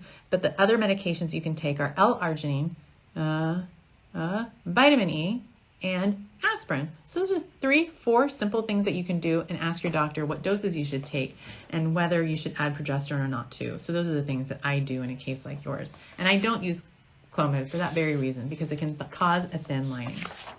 Okay, you guys, we're almost done with all the emailed questions. This question's from Danielle. Dr. Aimee, thank you so much for helping us. You're a blessing. I will soon transfer the only normal embryo I have after 5 stimulated IVFs. What do you recommend your patients do the day of transfer or the following day? Should we stay seated? When can we work out? Is it better to just walk during the 2-week wait? Thank you. So Danielle, I recommend taking it easy the first 2 days after the transfer, and then life as usual, except I tell my patients, no heavy lifting, no high impact, high intensity exercise, and no sex until a positive pregnancy test. And sometimes I tell patients with a certain history not to have sex until after the heartbeat ultrasound, but in general, those are my recommendations. So this is from Melissa. Melissa is saying, hi, Dr. Aimee. Sadly, I had a ruptured ectopic pregnancy back in January 2019, and I lost my right fallopian tube. It was my only pregnancy and happened our very first month of trying for a baby. We had an HSG done a few months after, which showed a clear left tube. We started trying again, no luck. We have now had 2 failed cycles with a fertility specialist doing monitored ultrasounds with ovulation medication. Our first IUI failed, even though I ovulated on the side that I had a tube on. I'm 34, my AMH is 1.2, my husband's 38, his sperm is great. I've been taking all the supplements, so I'm concerned I'm missing something. I'd love to have 2 kids, but would be so happy with just 1 as well. Do you suggest trying another IUI, or should we move on to IVF? So this is my concern, is that whatever was affecting that last tube that is now in a jar somewhere, and I know I'm just saying something that sounds funny and silly, but I do not take the experience that you had lightly at all. Going through an ectopic pregnancy is extremely traumatic. But I would say whatever that was there, it might be affecting the tube that is there, okay? Even though the HSG says that fallopian tube is normal, it still might be a tube that's not going to help us get pregnant. And it is still possible that it could help you get pregnant, but you always have to think through egg quality. Could it be egg quality at 34? Not that there's anything wrong with your AMH, but do look at your FSH estradiol level. And I know you want 2 kids, so I would strongly suggest doing IVF to bank embryos. And it's not that you have to use your embryos up front. You can certainly try to still get pregnant naturally, but I think freezing embryos, especially because we know that your AMH is close to 1 at 34, if you just project into the future, your AMH will probably be less than 1 at 36. This is the perfect time to freeze eggs or embryos to get some more options secured for you for your future. That's what I would recommend to you. So you're doing a great job. This next question is from Jessica. Jessica is saying, I love your passion for sharing info about infertility. Yes, you know me well, Jessica. You truly make a difference, and I really hope to be doing that. I'm 28 years old. My AMH is 0.6 with a blocked fallopian tube. I had a miscarriage 5 years ago, then wasn't able to get pregnant for 4 years. I started my IVF journey in August with birth control pill. Then they added Lupron, and my ultrasound showed there was a gestational sac. I did blood work, and my levels came back over 1,000. Holy smokes, you guys, that means she was pregnant when she was on her IVF meds. My doctor said I was between 5 to 6 weeks. My levels were high enough that I did not need to test again in 2 days, and I'll just go back for an ultrasound end of September to get a better measurement. I'm just wondering if those medications can affect pregnancy. I was also taking fish oil, CoQ10, DHEA, low-dose aspirin, and metformin. So if you were my patient, I would check your hormone levels, check your estrogen, check your progesterone, and start supplementing. So if you haven't done that, ask your doctor to do that. And I think it would also be helpful because of the medications you were on, not that I'm worried about it, to do another ultrasound sooner than later. So I wouldn't necessarily wait that long between the ultrasounds from 2008, from September 8th to September 21st. If it were me, I would bring you in on September 15th, a week later, just to see what's going on. You'll feel so much better. So ask your doctor if you can go in again before the 21st. I know the 21st is around the corner, but in general, that's what I would expect. That's what I would recommend for my patients. And certainly get your hormone levels checked, like your estradiol and progesterone. So thank you, Jessica, and best of luck to this pregnancy. Your surprise, literally, IVF pregnancy while you were on IVF meds. So this next question is from Bay. What is your opinion on how I'm responding so far, and would you do anything different? 38 years old, AMH 6.48, ERA, pre-receptive, no endometriosis, and I'll be doing a frozen embryo transfer with PGT. Started taking Menopur 75, Brevel 3 vials at 75, and Zomactone 0.1 cc's daily. So that's similar to, I think, Lupron, I'm not sure, with dexamethasone 2 0.5 milligram tabs at night. I started adding Ganirelix as well. I had my baseline appointment yesterday, a week after I started STIMs, and there was 5 follicles on the right, 2 on the left. With the meds I'm taking, do you think I'm responding so far? So what I would say is it's hard for me to assess that because I don't know the size of your follicles and I don't know your estrogen levels. So this is what you should ask. What are the size of my follicles? If you're a patient of mine, I give you beautiful pictures of your eggs.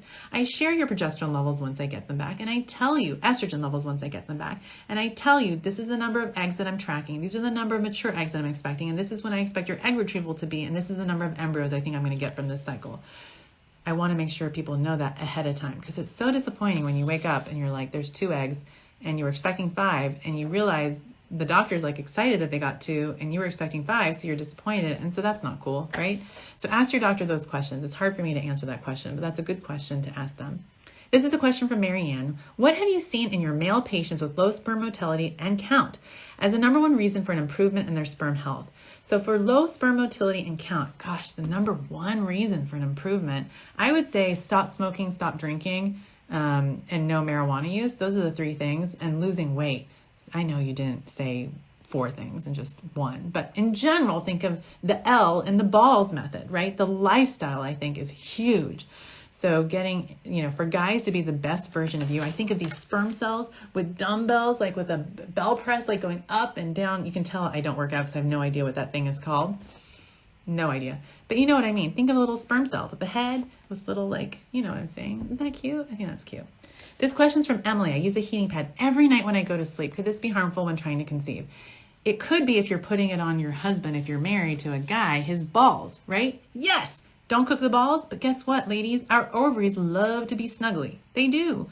Ovaries like to be warm inside our bodies, and our body temperature is around 98, 99 degrees, right? So that's warm. So don't worry. You're not cooking your eggs. You're not making a omelet in there. Or actually, you hopefully will be making a omelet, and that heating pad won't affect it. But if you're on fire, like dehydrated and sweating it out, that's a totally different story.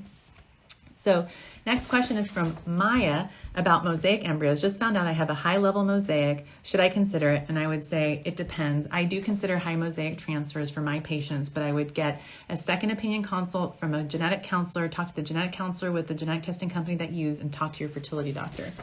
You guys, I'm going so fast. I have 2 more questions left and I have a minute left. This is from Kelly. I'm 41, natural ectopic in January of 2019. I then did a retrieval and I have a total of 5 embryos, but I've had 3 failed transfers, ERA, endometrial biopsy, laparoscopy. Last transfer, we also add blood thinners. Where do I go from here? So I would use the Lupron letrozole protocol, do a very careful cavity evaluation, consider doing another IVF cycle because you're 41 and you want more embryos before you transfer again, and do consider a gestational carrier. It's not a dirty word. Last question is from Kathy in New York. I'm going through IVF using an egg donor. The doctor suggested that I do an HSG fallopian tube recanalization. A PA at a different clinic recommended I do an SIS prior to embryo transfer. Holy smokes. So if you're using an egg donor, I would just do an saline sono mock embryo transfer. If you need a hysteroscopy, do that. If there's a history of endometriosis or blocked fallopian tubes, sure, do an HSG to make sure you don't get an ectopic, and good luck. And if you ask me a question and you have a follow-up one, go to asktheeggwhisperer.com, put it in again. And you guys, it's been 2 hours. I won't be able to get your live chatted questions today. I am sorry, but I love talking to you guys. I love each and every single one of you. Do join me again. And I think I'm going to have to do this more often so that I'm not here for 2 hours and I can answer each and every one of your questions. And I would love to interact with the people who are asking their questions live here on Instagram. So thank you guys for joining me. Please remember to thrive and not just survive. Be resilient and strong, and F that positivity and optimism. I can't even say it, but you guys know what I mean. So I love you all.